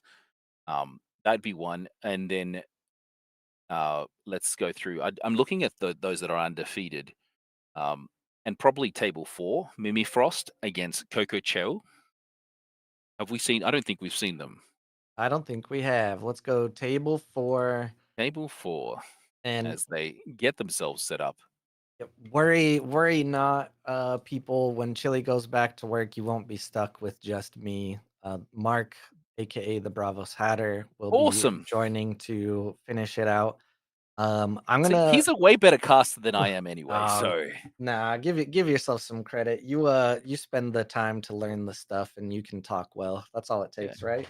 that do I Uh, can talk well. Now, if we were talking this game with lore, that's the part that's man. I love the lore elements of it. Um, I'm gonna grab some water because I ran out of okay. water. So I'm gonna leave you with your best friend Siggy and see Yes, how New Tasia hopefully destroys him. Mutasia has a very strong chance, especially if there's not enough removal. And the difference is there's so much more anchoring now available. Uh, in the Tasia builds that hurt you. And you can see here, oh, very interesting. They are playing the saw. So this is not really looking at as a ramp strategy, but trying to get the benefit. But unfortunately, it is removed immediately through the order spy. We're going to have a 1-for-1 progression. Again, keeping it balanced between Koketsu and Mimi Frost. Both are French compatriots that are playing it out in this battle. Muna was the first deck that I built, but a Sigismar was what I loved. I guess it's still going 1-for-1, but bringing out another card that is anchored for the very next day. I wonder if you wanted to do that. Like, if it was me, would I have played it on the hero side? So therefore, Floral Tent would be beneficial the following day as well. Yeah. Anyway, just a thought that comes to mind for me as one not the most proficient of Tasia players these days. I really also love the inclusion of the designer drone. So cheap to be able to play out. But if you're having the designer drones, I'd be interested to see um, what permanents do they have in play, because that does give you the benefit of being able to reduce your permanent by two when you do play it out. So, what do you think you'll have as a permanent if you in this Sigismar build? What would you be looking to for them to have? In So, Sigismar, mhm. hopefully no permanents and no cards, and they lose. Well, they've got to have a permanent if they're playing the designer drone. There's no reason to play that card if you don't. Uh, I mean, maybe it's just a good card for stats. Good, we're going to see here. Let's We'll see see, if he's 3 got it. If mana. there is any, there's no reduction, therefore there is no permanence. Yeah, I Okay. mean, it's similar to we saw Bumblebee being added into Sigismar decks for a bit. I think it's just because it's a Hmm. good card for cheap. Maybe they have permanence. Maybe the Man Jet tech would be interesting in Sigismar. I don't think Monolith Bastion is very much in favor these days, even though I think it's super strong. It's maybe just a little too risky now. Yeah, it is. There's so much removal that a lot of people are so worried when your philosophy isn't to have lots of permanence. But I like that Sierra's seeing a resurgence, the amount that they've got. But next set, let's see what's the new Orders hero called? Mets? The one that Nick has a huge crush on. Oh yeah, that was a little awkward to be part of. I'll say that. His love for him as the sexiest man on a card. I'm like, well, there you go, buddy. Yeah, I just remember that their companion is Hive, but their name, yeah, Mets or Mats or something like that. This Tasia game is looking really good. The only downside I see for Tasia is there's no Spindle Moon of Bastion, which is sometimes, a necessity against an Ortis deck with all of those license withdrawals, but at the same time, it's also, you know, weak to them because the license withdrawal also discards a target permanent if it needs to. But yeah, this is looking very good so far. Besides the soar, this is basically at the moment what we've seen so far exactly how my current Tasia is built. You have the Cuckoo, you have Sap Duende, Dracana, which is really I don't know, compared to a lot of the new cards, it's not the most exciting, but if you get it early or you It's get it good in the right stats for spot, it's anchoring. good. Yeah. Yeah, and he gives you I think it's fantastic. Just Tasia's ability on any card is good, and we're seeing now the Spindle Moon of Bastion come out. And I'll say now coming out, it's much more useful because you get the benefit alongside having your stats out when you're anchored. So you don't actually take a turn off per se, which a lot of other characters and heroes have that issue where if they want to play a permanent, they have to take a day off outside of Sierra. Yeah. There was John recently mentioned a format where you have 15 rares and instead of 3 uniques, you use 3 cards from another faction. I I Ooh. have published a mode called Convoy, which mixes 2 factions. Nick from Hero's Guide to Asgarth, the Chili's co-host, has put Hmm. out something, but he put it on some weird link that went away to die. So Oh, really? I've no idea where he put it. He had the two faction format where your heroes actually, as you progress, if you progress on your hero side, you alternate your hero. which is interesting because that allows a little bit more gamemanship. I'm interested for the singleton format that they teased becoming a new innovation in BGA at some point. Yeah, I was actually so as we've talked about, like I was in Paris. I had a meeting in the Equinox office. I was even very surprised by that announcement. I've heard nothing about it. Seemingly, it should be easy, and I think maybe some of the experimentation towards that has already been seen with work we did on the demo deck tournament. Hmm. And the only reason I say work we did is because AWOL hosted those and kind of helped set up the tournament. So we saw what roadblocks there were. All of Hmm. the actual work is done by Vincent and the team that does the BGA implementation. Yeah. But if you can make a drop down to where you can only have demo decks, then hypothetically, it shouldn't be too much harder to make a drop down where you can only have, a specific type of deck. But for no uniques or singleton, they also have to create something on the altered website side that, denotes that specific type of deck. Yeah. And I think that, from a conceptual perspective, it doesn't seem like it's difficult. From a development perspective and all the back office kind of work, it may take a little bit. We're still seeing a very balanced game here with both sides looking to continue the progression of one for one.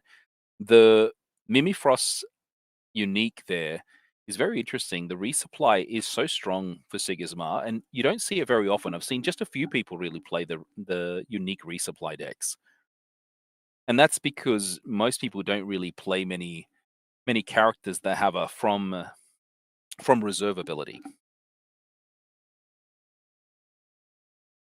bad Let's at see, all. is this attorney good?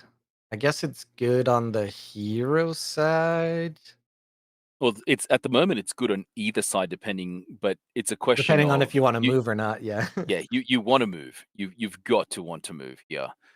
If I was playing them, um, gosh, if there's a way of keeping it in reserve and playing what you've got in hand, but then you're going to flood your reserve, so you might as well play it and get a resupply from the monolith.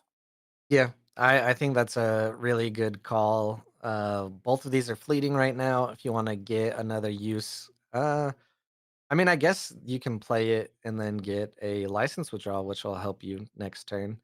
Um, Absolutely help you next turn. And the thing will be is, you know, given there are going to be two cards in reserve that will allow you to anchor, but now he does not like. Do you anchor an anchor and you don't have anything to play? It'll be interesting to see what ends up happening. Um, we do have an additional resource available to Sigismar, so that 3/3 license withdrawal can almost be considered a 2/2 cost from a balancing perspective on mana. And they are definitely going to wait out until everything is played out. You anchor what you want to anchor, and then you just destroy it. Now, or they play their cards on the floral tent side, and then you cannot destroy it. Yeah, this, I mean, as much as I'm a Muna forever person, I am also well equipped to admit when things don't look too great for Tasia. And I think having no anchored characters going into this day, which means your Muna Bastion is not giving anything a boost, you're not having any setup. Um, Whether you mana or not here, you're still going to be down in more Hmm. ways than one. Siggy very commonly has well-statted characters for pretty cheap, which means he can probably get rid of your Runa Bastion and still at least one for one, if not contest both sides. So we'll see how it goes here. Yeah, but on the other side is um, Coco Chell has more cards. They've got 4 cards to play with, and Sigismar just has 2. Yeah, we'll see how, hard hitting these 2 are from Siggy. Yeah, and to play something out, if like, hmm, do you flood the board on one side and anchor both? No, they're choosing not to show their hand right now. 4-3-3 is a fantastic stats to be able to bring out on the Muno Druid. Because it costs 3, there is no chance that Sigismar will be able to get rid of it unless they have another license withdrawal. Yeah, let's see. In the discard, we have only 2 of them, so ooh, an Aegis Templar, though. A great card. Yeah, it's with the full send on that, it seems like they're definitely trying to go into a one-for-one territory. Hmm. But now, Jeez, like um, they use both anchoring cards. ooh, Oh, Tiny gets rid Jail. of Tiny Jail gets rid of one. And the thing here is, like, all Tasia has to do is play on the companion side and they'll win. Yeah, I was gonna say this actually looks Yep, bad for Siggy right here. looks awful for Sigismar. Yep, there Well there it done, is. congratulations. And I think like Tasia, very different gameplay than I would have thought, but it paid out for them in the end. Yeah, yeah, worked really well. I thought the Siggy was gonna have some kind of fake out themselves, Hmm. uh, because they stacked on the hero side, and then I was like, okay, maybe they're looking like they're gonna contest, but then they're gonna jump over to the companion side. But, that did not work out, so Letitia does take it away. Made you look. I You don't need to make me look. I know Discord is blowing up. I've got it here on my left monitor. What's up, Oh, it's still Diverges? blowing up as it Yep, will for the next 7 days for sure. yeah. All right, we are. I will join you for the last little bit of one of the other games. Anyone you want to see, but I did want to give a shout out to Jason, one of my good friends here in Salt Lake City, who's listening to the cast. Thanks for joining us. Yes, I do work oil and gas. I consult for a company called Big West Oil. I work for a consulting firm called RLG International, a Canadian firm. But his father worked for Chevron, so I may have worked with either him or some of his colleagues throughout my world travels. But all right, where do you want to go to? Alright, table 24, Solurk versus Overloss. Oh, we're Overloss, going down to of course. Overloss. Yep, on the Ghoul Ring, still tried and true. Let's see. You may gain 1 boost. You know, Gulrang had one season where things may look pretty good for them, and then made more token hate that makes it so difficult for them to be able to win. But Overloss, it looks like you're still able to know how to play this game fantastically well. Yeah, the Sea Silas here, not as good as the Silas I had, but close. And That's we a have ridiculous stylus. Did you sell yours? I did. I sold it to pay for some of the activities that I did in France, like going to Versailles. Oh wow. Can I ask if you're happy with what you got? I feel like I could have maybe gotten more, but maybe, like you said, I waited a little too long, to where, Ghoul was kind of going down in favor, so these Silases weren't as, much, but I mean, selling a card that I pulled for $85 is You fine sold with it me. just for 85? Yeah, yep, Heck, I yep. would have given you that money. I offered to some people, but I think I wanted to play with it for a little bit before I sold it, so that's Yeah. probably where I No, made the that's fair mistake. enough. I haven't sold a single unique. You've never sold a unique? Never sold a unique. Interesting. If I it's should. Ortis, I probably sell it. I I have let a number of my uniques be played by lots and lots of people. They've won tournaments with them, including our good friend Rinku, right? Yep. Oh my goodness. Oh my goodness, that's a lot of cards that are going into the companion side. And we are seeing a double progression by Overloss against Solurk. Not bad. And the amount of card draw, see, that's this unique is for me, a broken unique that I hope eventually they get rid of this style of game that is when another character joins your expedition, just draw a card. Yeah. And then you play that alongside the what is it called? Your conscription. Yep. Yeah, like just unlimited card draw. So Yeah, in comparison, this Cone Man is very sad to the Silas, where from hand, not only do you have to put a card in reserve, reserve. but all you do is gain anchored. But I'll say, look, he's got an Anansi style build. But putting a card in reserve when you do that is actually not too bad at all. Yeah. Um, and they're choosing to do that in first is getting the Anansi out. I would now, but you've got double Anansi, and let's see the second unique coming out. I'm sure Overloss has got ridiculous ones. When another non-token character joins your expedition, you may put a card from your hand in reserve. If you do, create 2 Orders Recruit tokens in my expedition. Okay, this one's not as strong, but they do have 12 cards in hand. Non-token Um, wins, yeah. Yeah, this is maybe another conscription setup though. Potentially.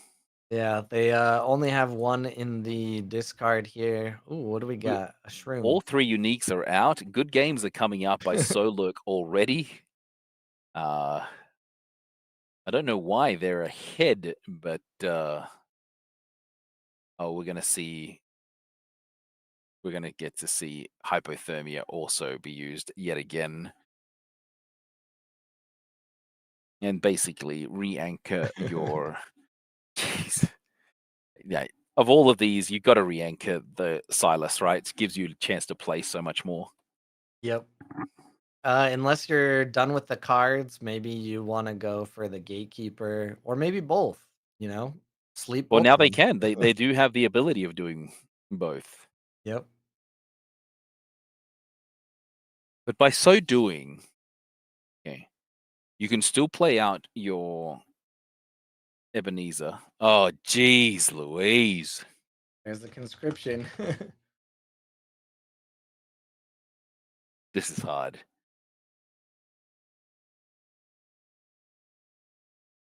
Those people that have found those loopholes, well done for trying, but boy, it's tough to play against.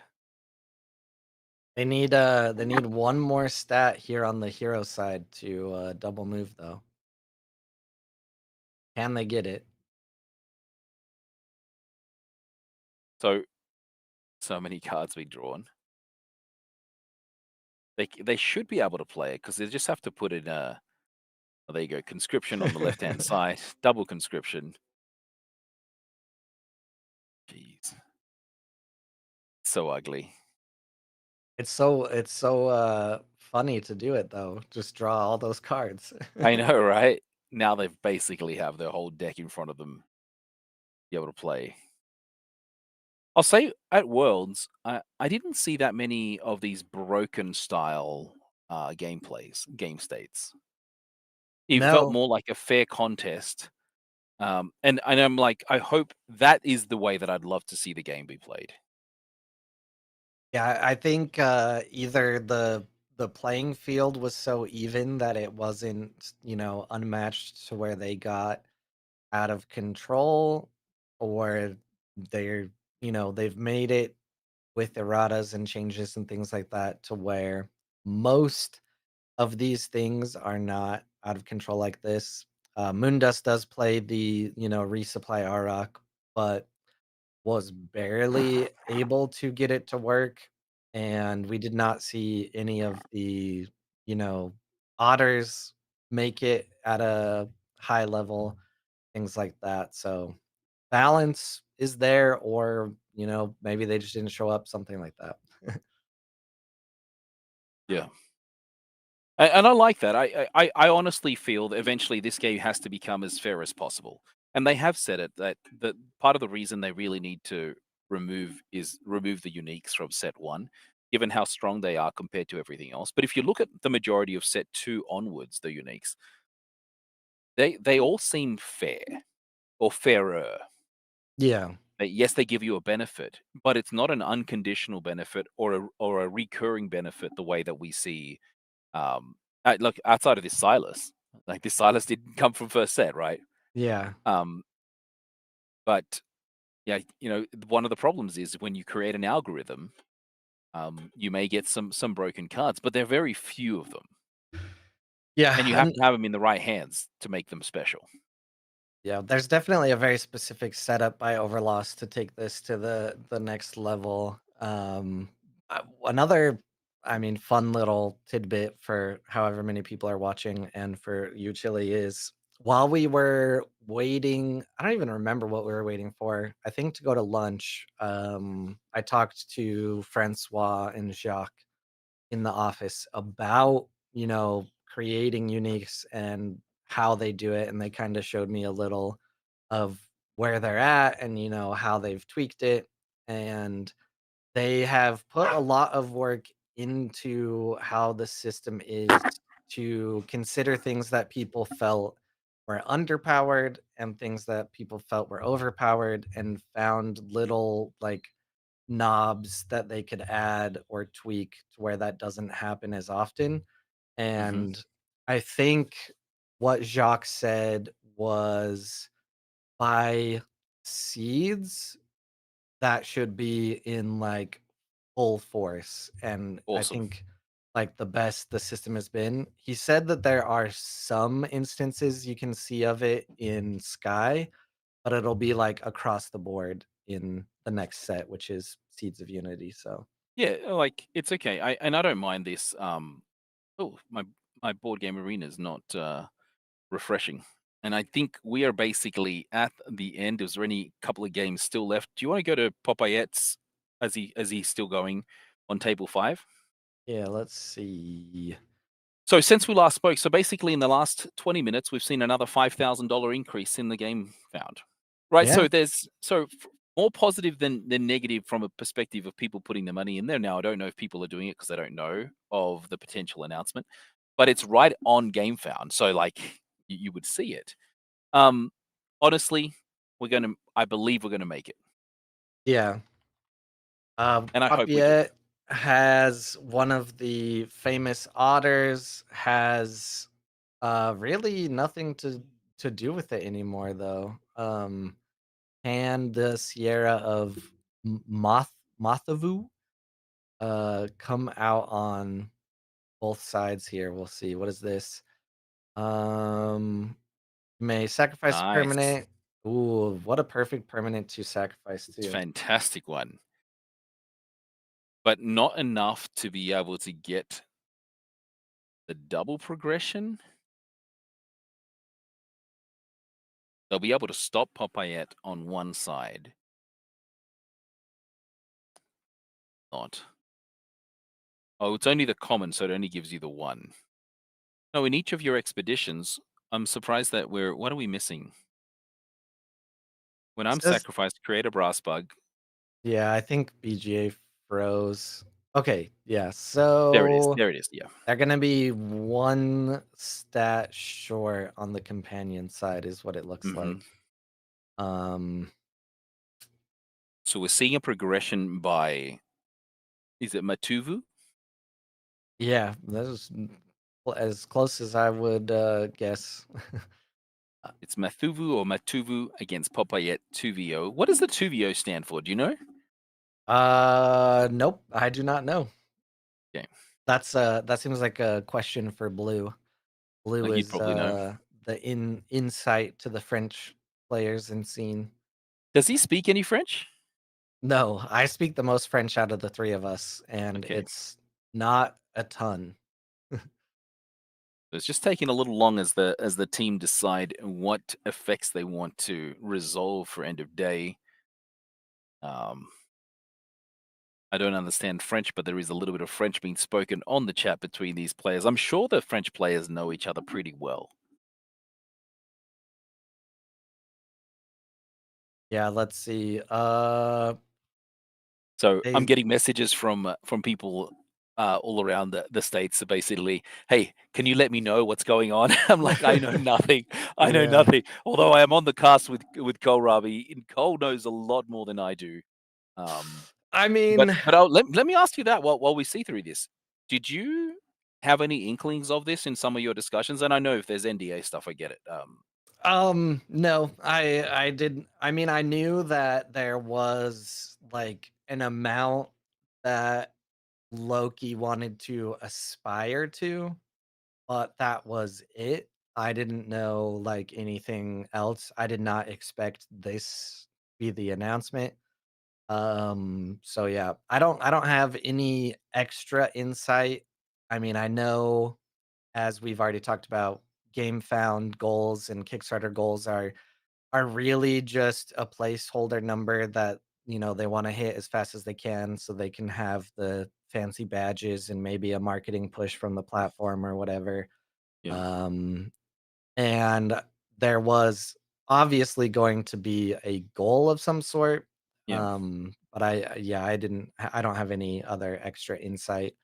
Um, yeah, Yeah, so let me as with this game is wrapping up, let me just say a little something that I did. So I looked at how much the Kickstarter made, and I looked at it in terms of how much they made by day. So there was a website called Kick Track, KICKTRAQ. So TRAQ. And basically, so the Kickstarter went for 30 days. Let's assume just a full 1 month of time that it was done. There was 15,000 backers, and the average pledge per backer was €400. That's a lot. yeah, But I also expect this because it's the set one. You got all the scalpers in there, everyone that's trying to make a quick buck from backing something here. They funded €6.2 million. Fantastic value. Lots and lots there. Um, but if you look at it from a perspective of the €6 million, you basically made more than half of it in your last 5 days. yeah, Which is why when I was talking to some members of the Musubi earlier, this was yesterday before the announcement, I'm like, I think this is going to be close to my mind was 1.2 to 1.5 million, because my mind was saying most people don't pledge till the very late. And second, the only incentive to pledge early was a chance to get 2 collector booster packs. So what a lot of people did was just bought something really cheap as a placeholder for putting more later. yeah, yeah. That But and I as a mean, company, it's scary because 'cause you're not seeing yeah. anything.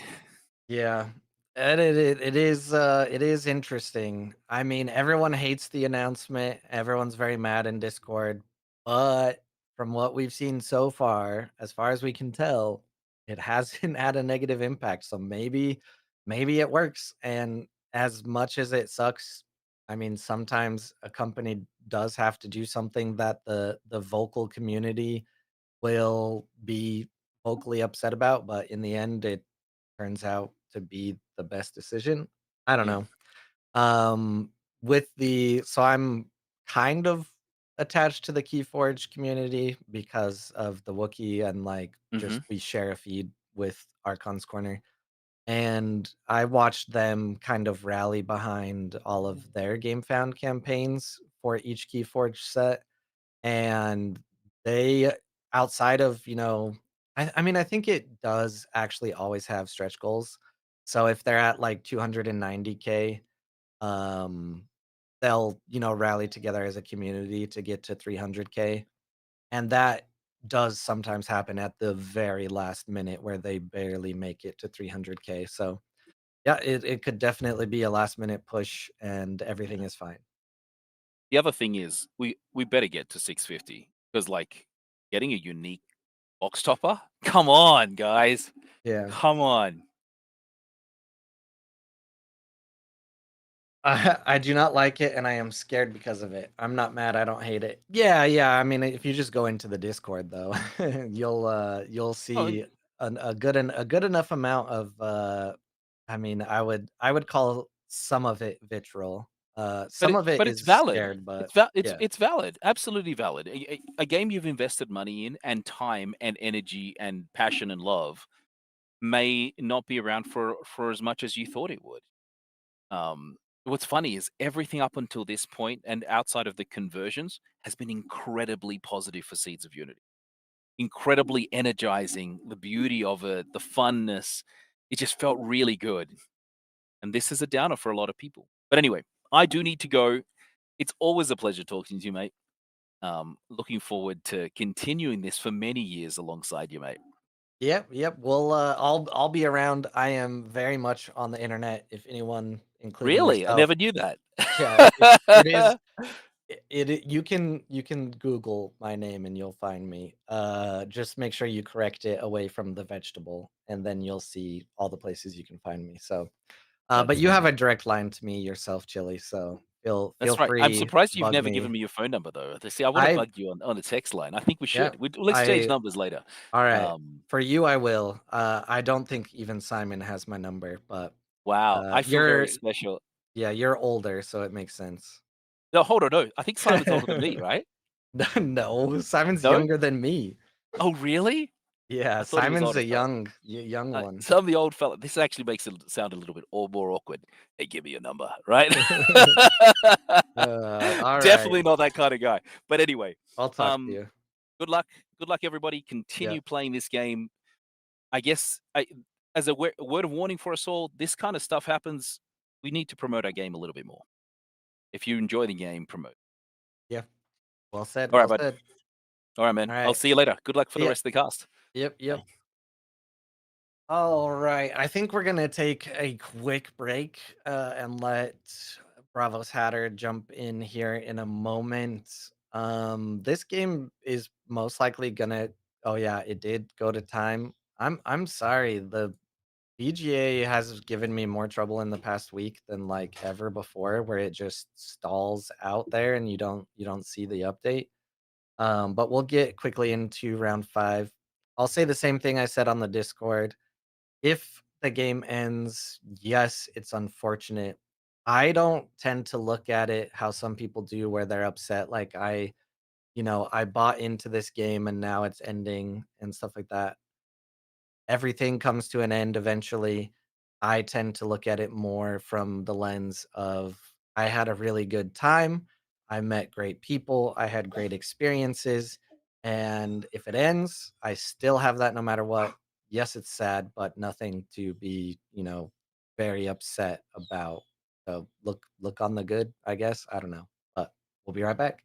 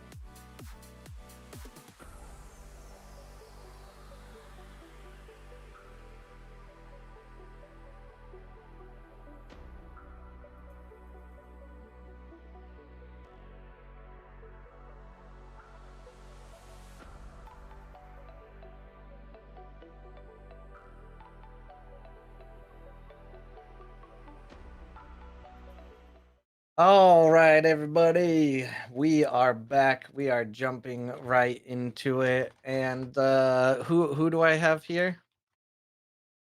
Hello everyone, I'm Mark, the Bravo Zetter, and I'm back on the stream. Hey, good to have you. Unique or spy coming out here. At dusk, sabotage, and when I leave the expedition zone, draw a card. Very, very nice spy. We have ALS African Express versus Imperiz. And I have a cat coming to say hi. Basira versus Sigismar. Isn't Basira one of the only hopes against Sigismar from what I'm hearing? Maybe. I think Bazira is really strong against Sigismar, specifically with the Cuckoo now on the board.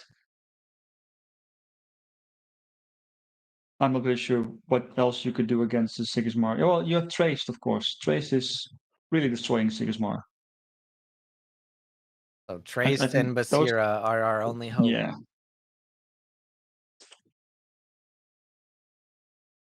Well, you have Asadi, right? Asadi has a terrible matchup against it, but you still can win. All right. Well, looking at where we're at, it definitely seems like the Basira is running away with this game. Has the Yeah, Parliament of Ashes chill in there. It's going to give characters tough one. Colorful Cuckoo already with 2 boosts. And is that on the right side? It is to go it ahead is, yes. and get another boost from that recruit token, basically making it non-existent. I think the only downside to Cuckoo in Basira is you're most likely not going to re-anchor it, but also the rare has a benefit that makes it not so bad to not re-anchor it. Yeah, indeed. I think you will always, well, at least get a ramp out of it. It doesn't really matter if it's the cuckoo itself or maybe something else. And if you play things like Helping Hand, you can even play it on a fleeting cuckoo, play with Helping Hand and a zero boost, and it will get back to the reserve again. You can play something else or itself again into ramp. So yeah, it definitely has uses. But if you have it in matchup other than Sigismar or that, well, other heroes that spawn tokens, it sometimes doesn't feel that good. Ooh, card we don't see too often, but I always enjoy it when I see it is Spirit Wilder. Nice little 2 mana card here, especially in Basira. Let's see, can the Siggy put out enough stats? I think we have a 1 for 1 here, which is really in the benefit of Basira in this case, but Sigismar is trying to stay alive. Yeah, I think as well. I think this is the best outcome for the. Oh, it's maybe a 2-0. Oh, Could the pay the one teamwork for the cuckoo. training. Yeah. Will it go to the mana?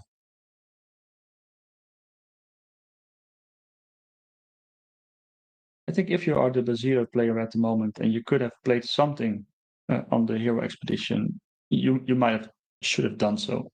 But Yeah, 4 just to make mana sure that, makes you wonder what's in hand. yeah, he also didn't put the cuckoo into mana as well. Interesting. Wants to, continue to contest against those, Siggy recruits coming out. Yeah, they probably will want to play it now.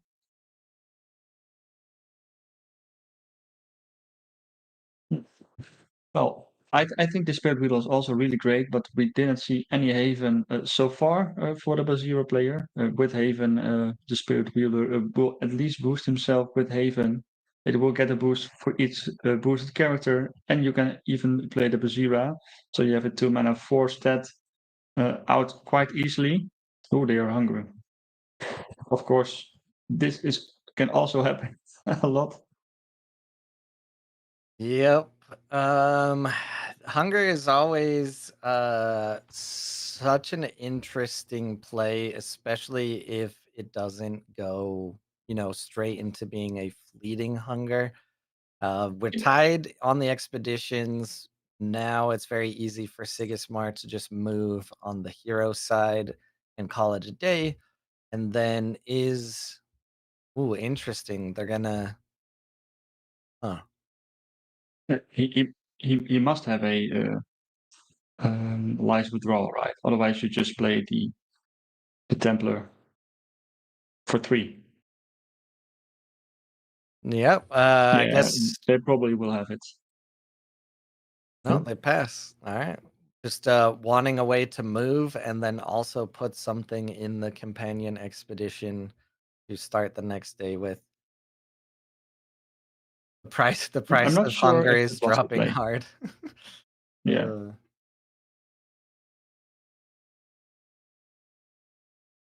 Uh, Well, I'm quite baffled by this. Why would you do this? we're about to see if it pays off. I was also a little surprised you didn't just put the uh Templar full send on the hero side and then just Yeah. pass. Because if you now have a really bad draw, you're just a little bit screwed yourself.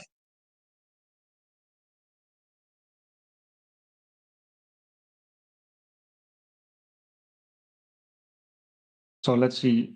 You got now a 6 mana 3/3/3 gigantic hunger if you play it from reserve.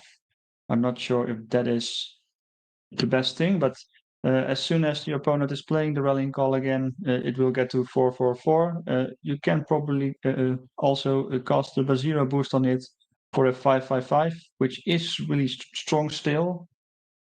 But you are almost okay, but you are losing a lot of mana to play this. Yeah, you'll probably just cast the hunger. Again, Elijah Withdrawal will win the game here, See if they unless have the it. Bazira. Two mana though to contest is still pretty hard. For what? Basir only has 2 mana. Yes. Am I frozen again? Let me refresh to make sure I'm up to date. Basira only has 2 mana left, so okay.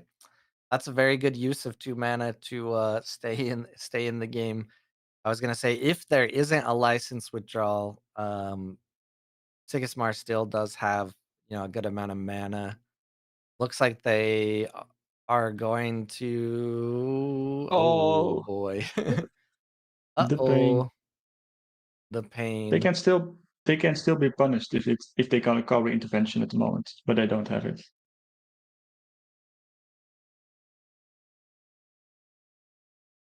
To me, it feels like they did it. They did have it maybe already previous turn.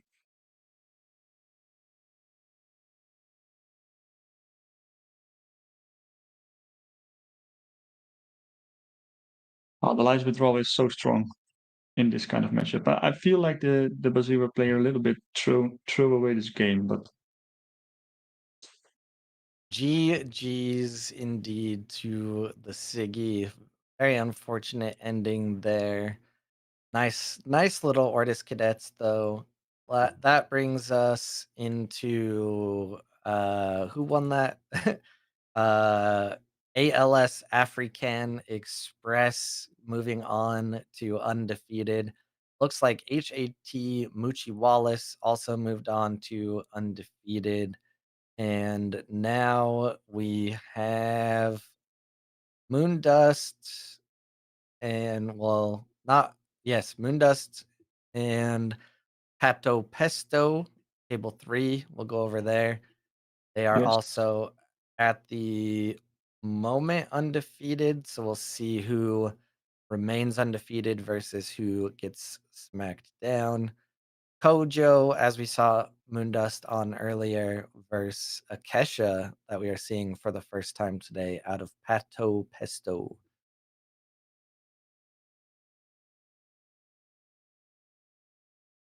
yes, I am on the right table here. So let's see, which of the two is Moondust? Moondust is the Kojo player with the, of course, the Foundry with the insane Ratatoskers. Next set, they actually get a lot of support from playing from with reserve abilities. Well, just note that the Foundry sends the next character you play from your hand this turn activates all its abilities, unless it gets errated, of course. But all the other cards are just activating one ability from the character you play. So the cards will be a little bit less strong than the Action Bastion, but I think the deck will still be really great. I hope. Yeah, I guess I'm just dropping cool insights here. That's one of the things that Francois specifically said. If you weren't able to listen to the card reveal that was done on the AWOL cast during Worlds, is some of the newer cards. They know people really enjoy these Foundry builds, and there hasn't been a ton of support in the way of cards for it. And so they wanted to revisit that for the next set. And now there's the squid creature that I call it. I don't remember its actual card name. That does just that. Maybe a couple other things. Ooh, they, revealed a hunger there, very interesting. I feel like a hunger does not hit this Akesha too hard, um, unless they're planning to put more out than they have now. Yeah, the hunger also cannot be cast yet, so they just show it off like we have this. So be aware. It's also a little bit of a mind game.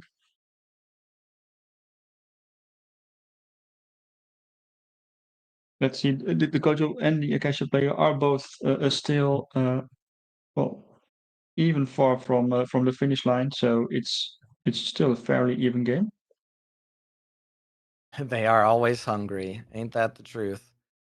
Oh, this is another rat? Have you seen this deck from Moondust before? I have, yes. Somehow Ooh. my board game arena doesn't want to cooperate very well Yeah, tonight. it's made for some awkward moments on my end as well. Just seeming like the player is waiting, but really it's just BGA. And I Yeah, refreshed, and they put that rat back in hand before I could really tell what was going on. yeah. It's really great. It's a, 1 mana ramp, of course, and you can return it back to your hand. So effectively, you're just 1 mana ramping with the Action Bastion, which is really great with cards like the Hunger. Yeah, that is very very cool. They need a second foundry though, so they can do it twice in one turn. And that would be very overpowered, and I think they are still looking for that, just to make sure that they can just play the Foundry with a Ratatosker next turn, put it back into hand, maybe play another 1 cost, and then play the Hunger to remove everything. Or they can do it just once, play Hunger, and play Rage afterwards to have a double progression. There's so many options.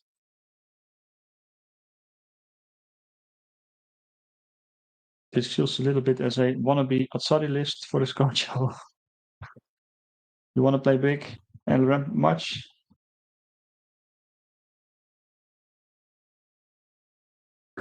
Let's see, we also get a Moon Caregiver with just an arrow. You may return a card from your reserve to your hand.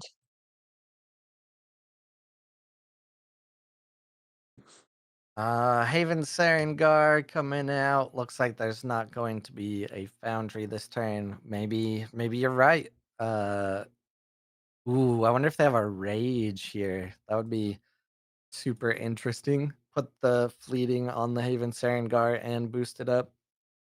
Yeah, that would be very interesting. But with the Hunger in hand, would you cast it at the moment, knowing that the Hunger will, well, discard it when played? So I get the feeling that might be a little bit of a wasted resource.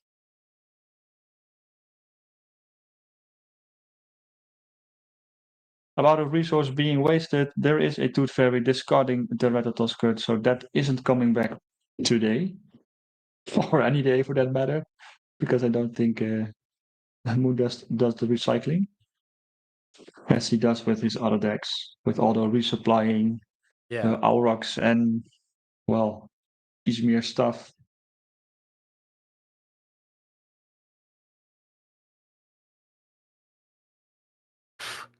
So I'm not sure what the Akasha player wants to do. Probably they have the off you go still, so they can off you go the Sirengar probably.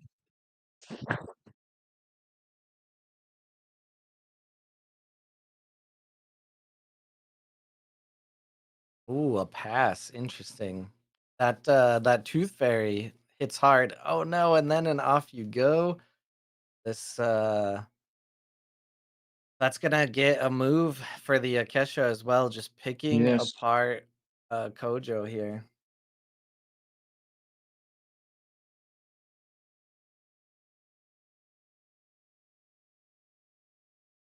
So I'm gonna look at your screen at replay.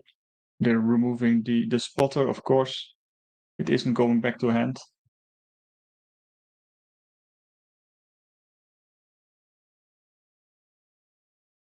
So we're tied again.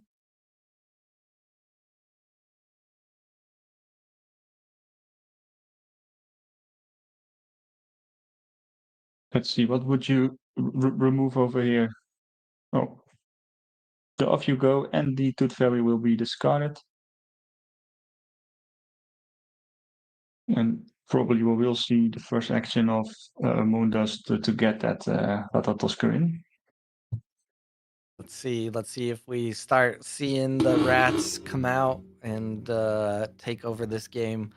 Right now, seemingly neck and neck. Akesha does have the benefit of being in the starting zone on the companion side, so having that 3 different uh region option there. Yeah, it's still a great bonus. Not sure what they want to do here, the Akasha player.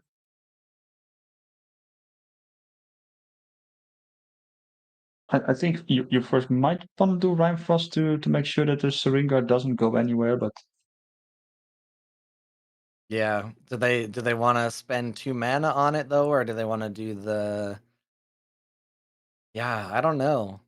That is a hard choice because either way, if you get hungered here, it hurts. So I mean, I yeah, guess yeah, taking that in mind, putting it in your hand at least is better.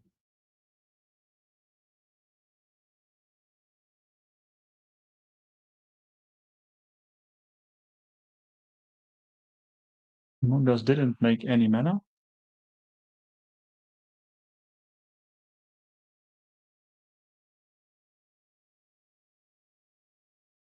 Oh, my daughter is awake. I'll be right back. No worries.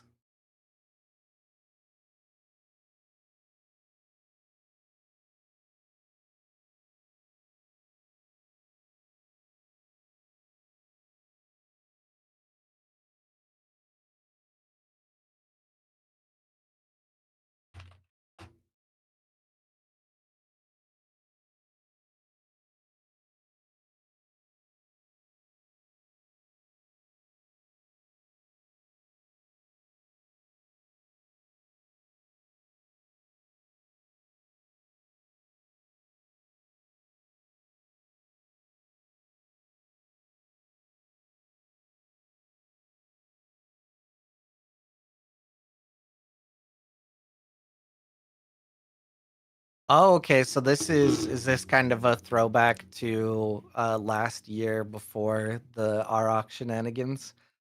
Yeah, I've not been able to personally witness the Foundry Kojo, I don't think. They are also though about 5 minutes behind in time. They might lose this game to time.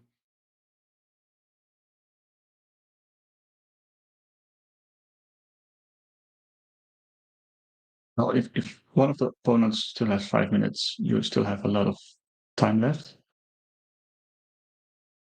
There is the Foundry, Radatoskr again.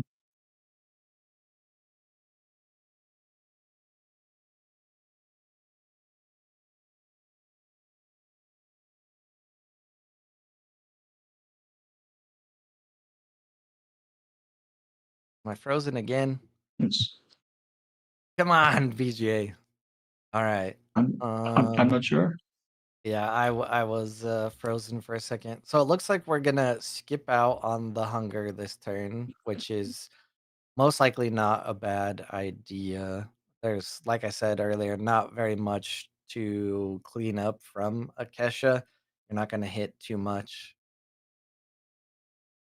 Yeah. I don't really like the fact that the BGA still shows the hunger.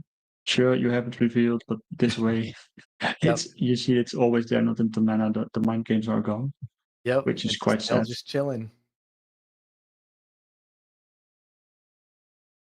I tried in a casual game to look what of all these things meant, but you actually saves the cards. So if you get another hunger and put that one into mana, you still see the hunger. So you need to make sure that you chose the correct hunger into the mana, and then it's gone.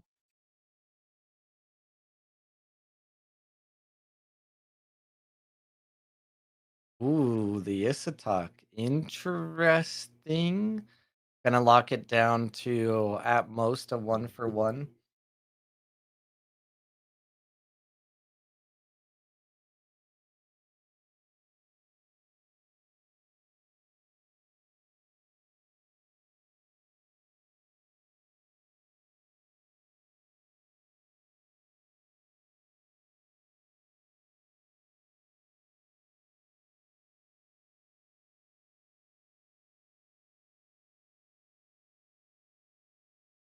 Oh, all right. I got distracted again for a second. Someone. Ay, ay, ay. Man, don't. I should just close the main Discord for now, but sometimes you look over. And also, my BGA keeps freezing, so I'm just sitting here waiting for something to happen, but nothing happens. Yes, it's Um, horrible. yeah. They play cuckoo. So it wasn't even a 1-for-1 last turn. The Kesha was able No, to just get a 1-for-0, which is very good. I think revealing the I mean, it depends on how you look at it. Revealing the hunger could have been very bad, but at the same time, in this current meta, if you're playing against, a Bravo deck, you're probably expecting the hunger anyways. But yeah, seemingly, Akesha is playing very well around the fact that it exists. that's exactly the thing. I think she plays perfectly around it. Oh man, it's again freezing over here.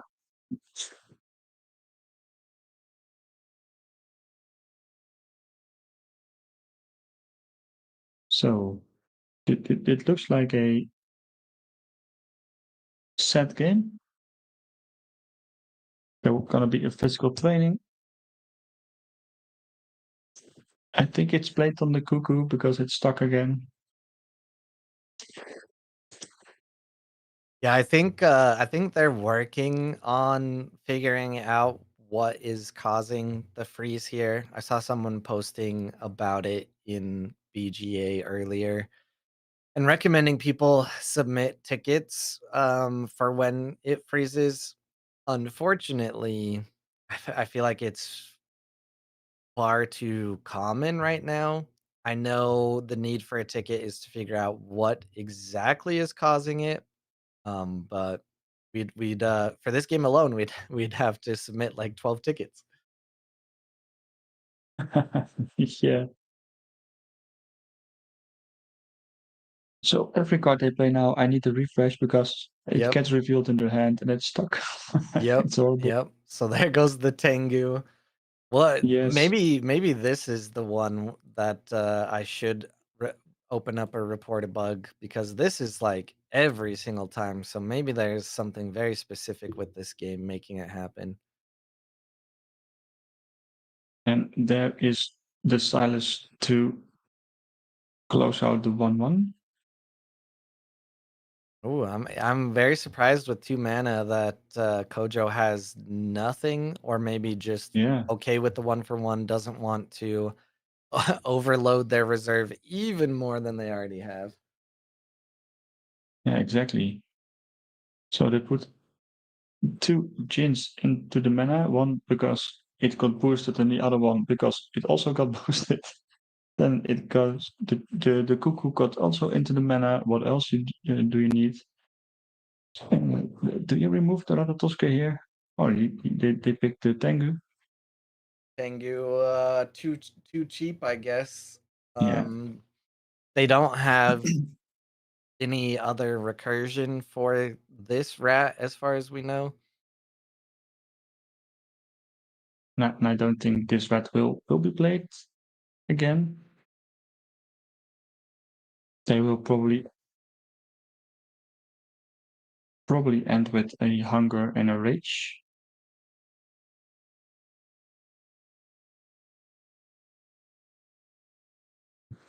Let's see, there is a Tooth Fairy plate. One of the cards need to be sabotaged. They choose the physical training because they are listening to the screen.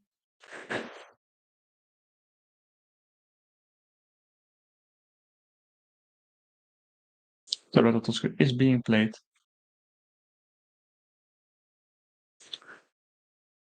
Maybe they can return itself back to the hand so they can Foundry and play the Ratatosk again for 1 mana. Yeah, I Then wonder play if the Hunger they and then the oh, Rage. yeah. Let's see. Is it enough? The way this Akesha deck is built is a ton of removal, a ton of interaction. They absolutely have access to some more. Oh no! Oh, Well, there goes the Foundry. Although, wait, what? it's still a Oh, 1 mana after you. they still played it. Yeah, it just came out so quickly. I was like, how did that happen? But makes sense.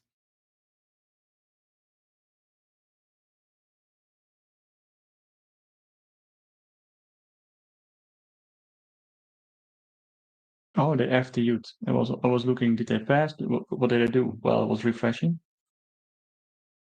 And there is the Baba Yaga, and I think other than a beauty sleep, it's a game. Oh, Oh the no! rage would have been good, but the time difference came calling in the end. What? No. You That guys was gotta really watch sad. your clocks.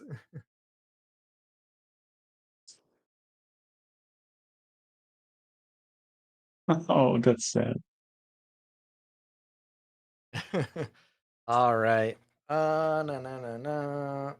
Okay, let's see. Did Let me refresh, see what we got here. oh man,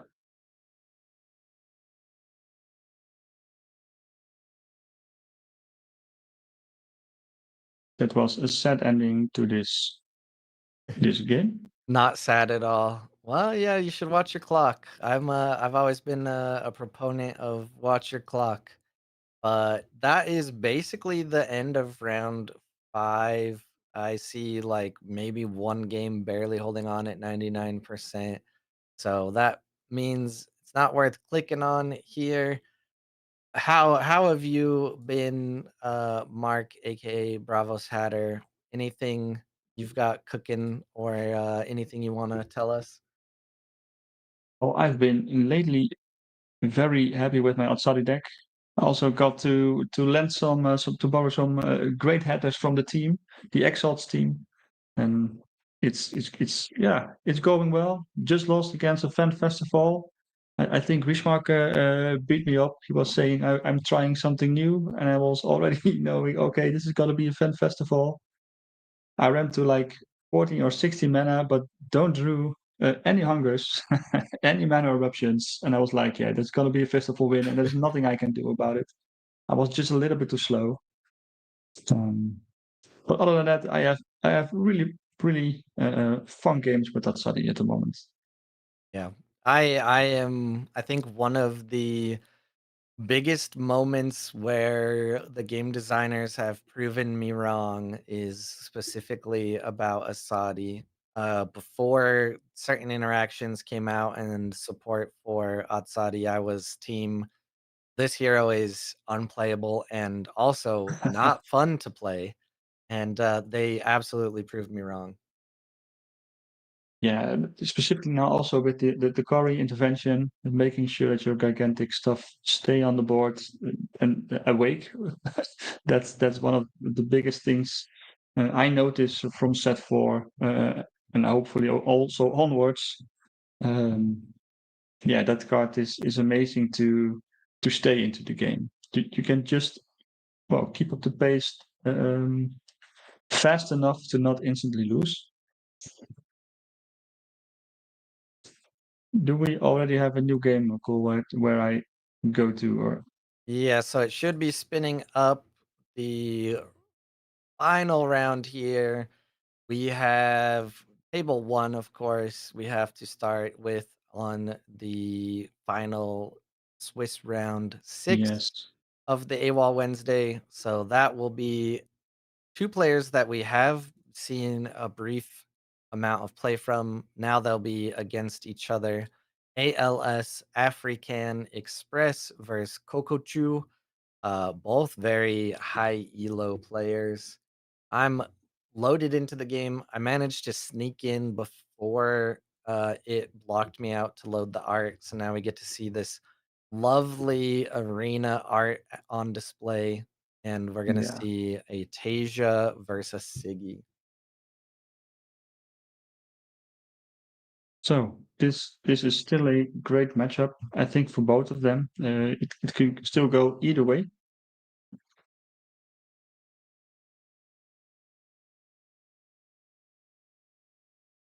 I think Sigma is really strong.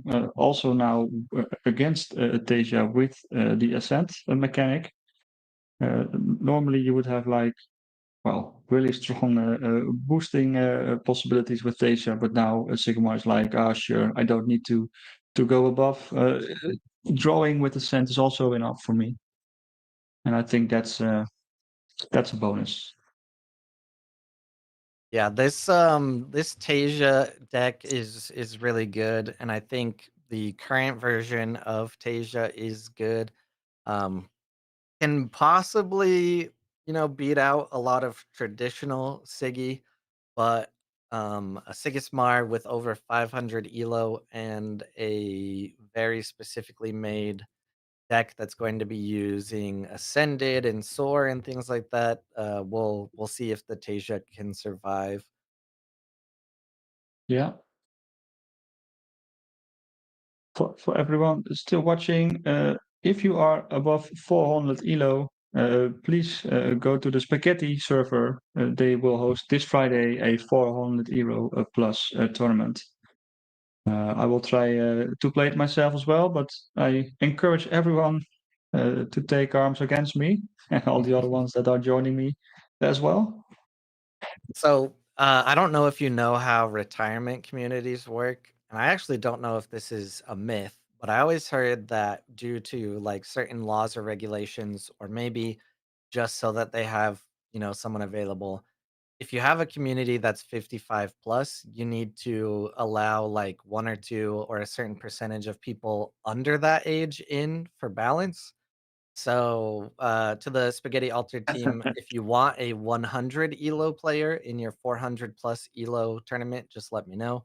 Otherwise, yes, good shout out. If you want a high end player tournament, go bug Quetz about it, or someone, probably Quetz, bug him a lot and join in on their tournament there. 100 is almost 400 calls, so you still can be able to make it before Friday. Yep, I mean with a Sharpie, a 100 could become a 400 pretty easily. Very easy. Yeah, that's true. There we see the first unique of the game, and it's really great. Wow.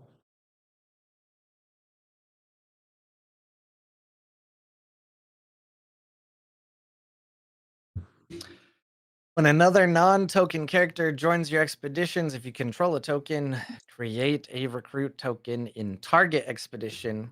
Also, a little added sabotage from reserve. How nice and wonderful there. Yeah, it's We great. do have the Spindle Bastion out for Tasia, which is super great to see happening on turn 1. And I gain anchored, and if, this has 2 or more boosts, we got some anchor spamming here going, so anchor spam versus token spam. Who do we see taking this one away? Chat, let us know what you think. I think at the moment the Tesa player is already setting up very, very good. Just play another Sneezer's Room on the left or on the right. It doesn't really matter. You give in the end at the start of noon, you give the spindle a boost. You have 2 boosts and anchoring the snoozer of the shroom again, Sneezer's Room, or any other 2 costs for that matter. Of course, Ooh. Interesting. Having 2 of these out at once with a spindle. yes, this is This is probably a good game because Sigismar is not allowed to run the hunger, and these uniques are the sole reason I play Bravos at the moment and nothing else, because things like this, well, are not beatable, I think. Yeah, the double move by Sigismar though is a lot to overcome, especially if removal can just start coming out to get rid of the spindle, get rid of a harvester or two, and not care about getting double moved on yourself. Oh man, is there a nurture coming? Oh, a Chiron. Iron Also, the works. same thing. So there are gonna be distributed 3 boosts, 1 from the Tasia and 2 from the Chiron, so everything will get anchored.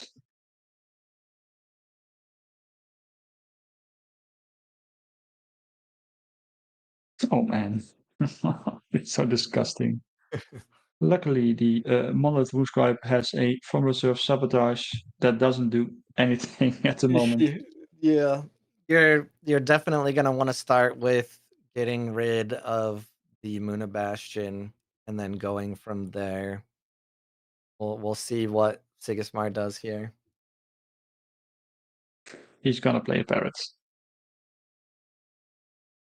Ouch.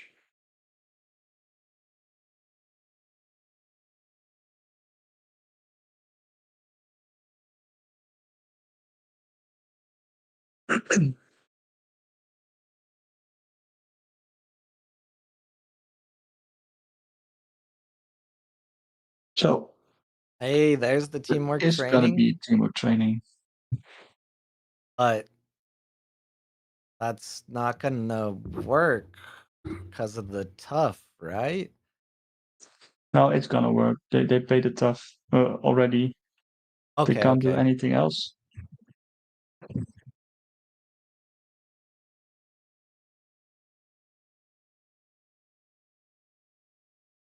I At least they stopped the mass anchoring the spindle harvesters mhm. from them both. But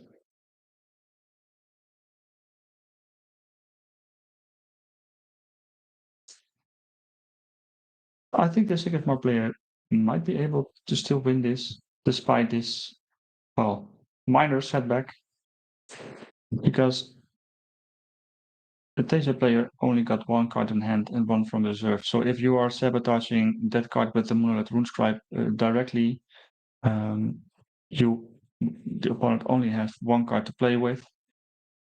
The Spindle Harvesters will go back to the reserve at the end of the day because it cannot anchor itself. And I think you're golden.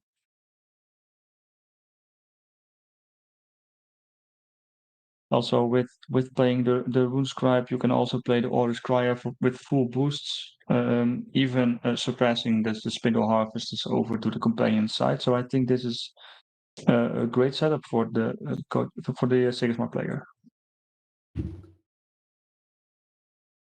Yeah, that's a double move, and then having access to removal and just having to play the long game makes it very hard for Atasia to come back. I would have liked to see maybe not a full send into the anchoring so early, at least a 1 for 1 or something after the first day, but Yeah. but well, I mean, they're down in card advantage now too. This is the struggle of Muna. But there is a high likelihood for a Sap Duende, so maybe that can change the tide, but also it's not really gonna steal much from the Siggy at the moment. Oh, so there is the aloe vera, which get a boost and anchor, and will probably anchor the Chiron as well. Playing the Crier into the companion expedition will at least get you a 2-1.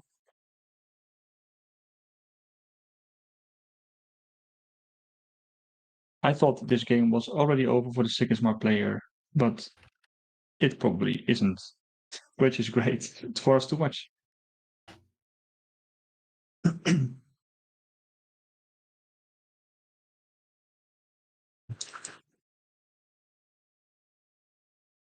Oh, he's even gifting of self to draw 2 cards. Yeah, why not? Why not? Interesting though. If they don't take any moves here and they allow for a Tasia double move, I think this game actually dips, back to equal. I was not expecting the round to be Yeah, tied after this. they could have just, well, taken the companion expedition this turn and gift of self next turn because there is like 5-7-9 which got boosted twice with the Moon Bastion and the Dracena as well. So you're probably not winning that side over there. So you could have gifted yourself at this day.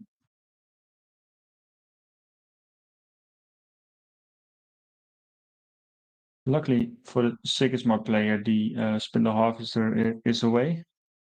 Oh, they don't. They probably have a Ogun in their hands.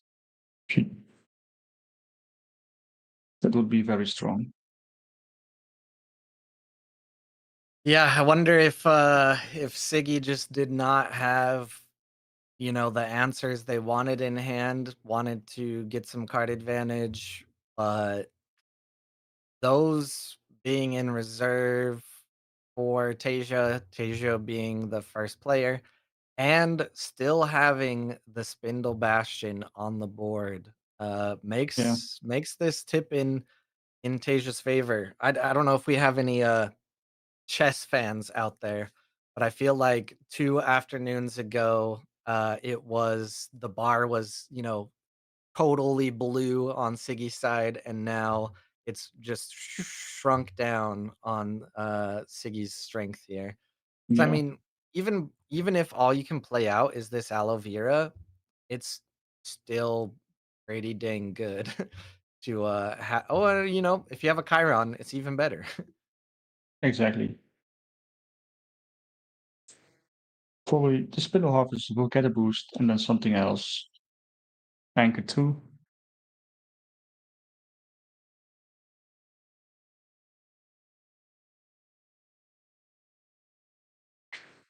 Yeah, I think if you just played your Crier over in the previous day, you could have been 1 up, but get the companion side this time as well. You were next to each other, and hopefully you could then take the companion side as well here. But also noting that the Spindle Moon Bastion is also well protecting against Sandmans and stuff. I lost to Moondust first round. Good job, Gus. Well, seemingly here goes the Muna Bastion. I think it might be. Wait, huh? They got rid of the spindle harvester instead? I feel like it's too late. I mean, maybe you think you can come up from here.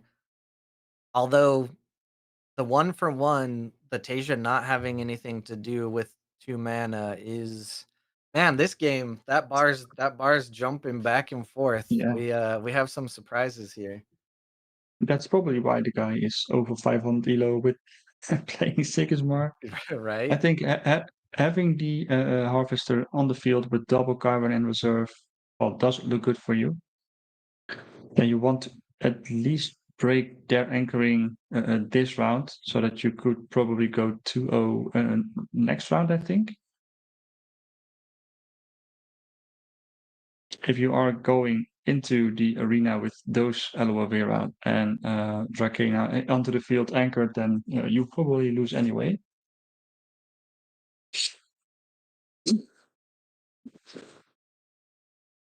Siggy going first and having a Jack Frost is also really good in his favor. Man, this is Yeah. interesting though. I wonder if you would play directly, because if they have another unique harvester in hand, um, yeah, what will you exhaust? Ooh, Ooh, what do I that's exhaust also a very now? nice. Man, that's hard. I don't know I because always, you already have enough stats on the hero side that while the other aloe is threatening, I mean, I would just call Cuckoo, I guess. That way yeah, you can stack wherever you want.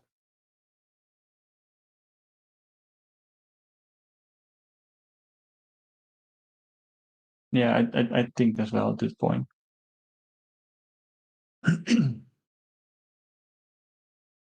Hey, Meanwhile, look the it, that's what Sigismar they did. still got the Crier, so it's still a 2 mana, 3 in grass and in a mountain for the companion expedition, which is still great. Will they anchor it? They probably will.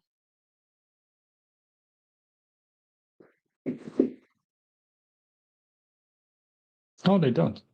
Okay. Going for They the still. full-on stats now. Oh no, the Oh, that spy. Chiron's gotta be blown up. What do they have in hand though?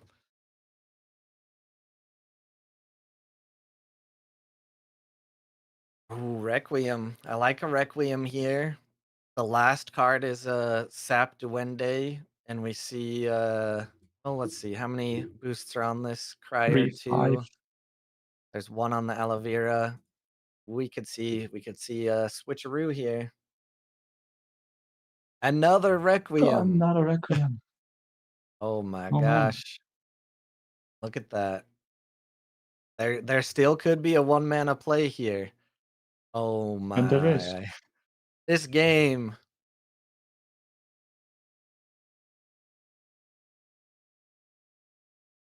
It's insane.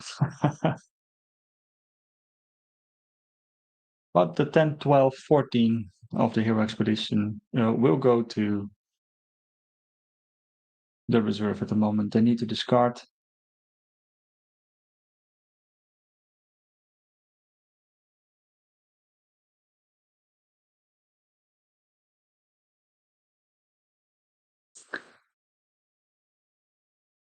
Dun, dun, dun, dun, dun. Okay, they discarded Dragena. I guess the aloe can block a little better on the hero side. Putting out the Yeah, cuckoo first with Tasia boost is usually pretty good. I think at this point in the game, it's somewhat risky, especially because it will have a boost and it's 3 mana. We've only seen one yeah, license withdrawal. Yeah, this yeah. next part is hard. They're a little bit in a weird spot because they got 2 3 costs in the reserve, meaning you only got 1 mana left. So you don't run many one drops in this stage of list, I think. So you actually need to mana one of your cards if you got a 2-drop in hand. But then again, if you got one of your cards exhausted or sabotaged and you did put something in mana, you only can play 2 cards, which probably will not be enough to advance over here. So I think this mana decision is really harsh.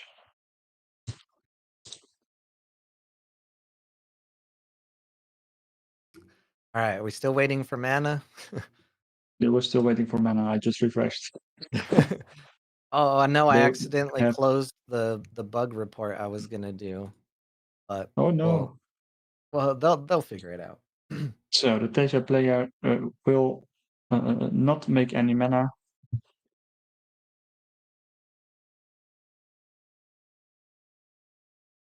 Summon the player yourself, Cole. What would you do in this case? 2 cards reserved, 2 hand cards, 7 mana, Cry. of Um, course. I don't even know. I feel like one of the strongest cards that I believe is in this deck that we haven't seen is Sap Duende, but it's also not that strong against Siggy specifically. Um, we have to worry about Spy, so you're not really safe keeping things in your reserve. I think really one of the best plays is putting out a Cuckoo and going to just win one side and hoping, your Spindle protects you. Yeah.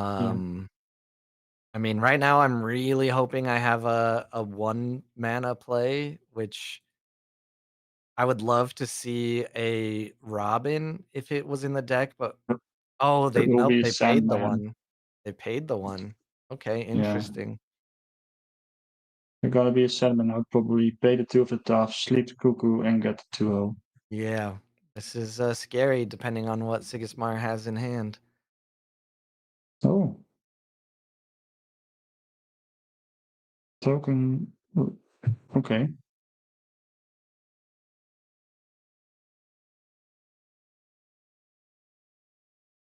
Ah, yeah, it has that charge ability on it. Yeah.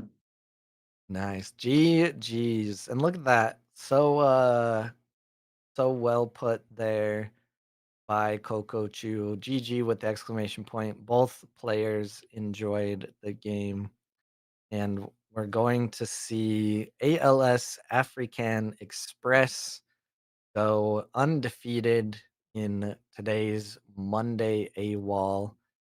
And I think we're in week 4. What did Simon put here? Week 4. Look at that. I titled the stream correctly. Let me refresh the brackets here.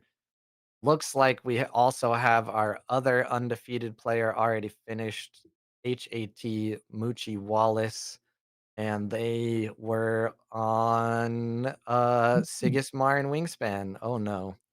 The Sigismar haters are not going to remain quiet today. I'm gonna take us over to the caster screen. Since all the big tables have finished, we have our undefeated players decided. That's gonna do it for us today. Mark, is there anything you want to shout out or say to the people before we jettison off into the sunset? Well, in for me, it's Into the Moon Dust, but that's okay. No, well, I hope we see something swifted soon with news, maybe with some Trace news, maybe with some Sigismar news. Mhm. Um, so yeah, I hope that the mid-season patch will be announced somewhere in the upcoming weeks to show us something different. Yeah. Well said. And thank you for joining me today. Thanks to Chili as well for hopping on at the beginning.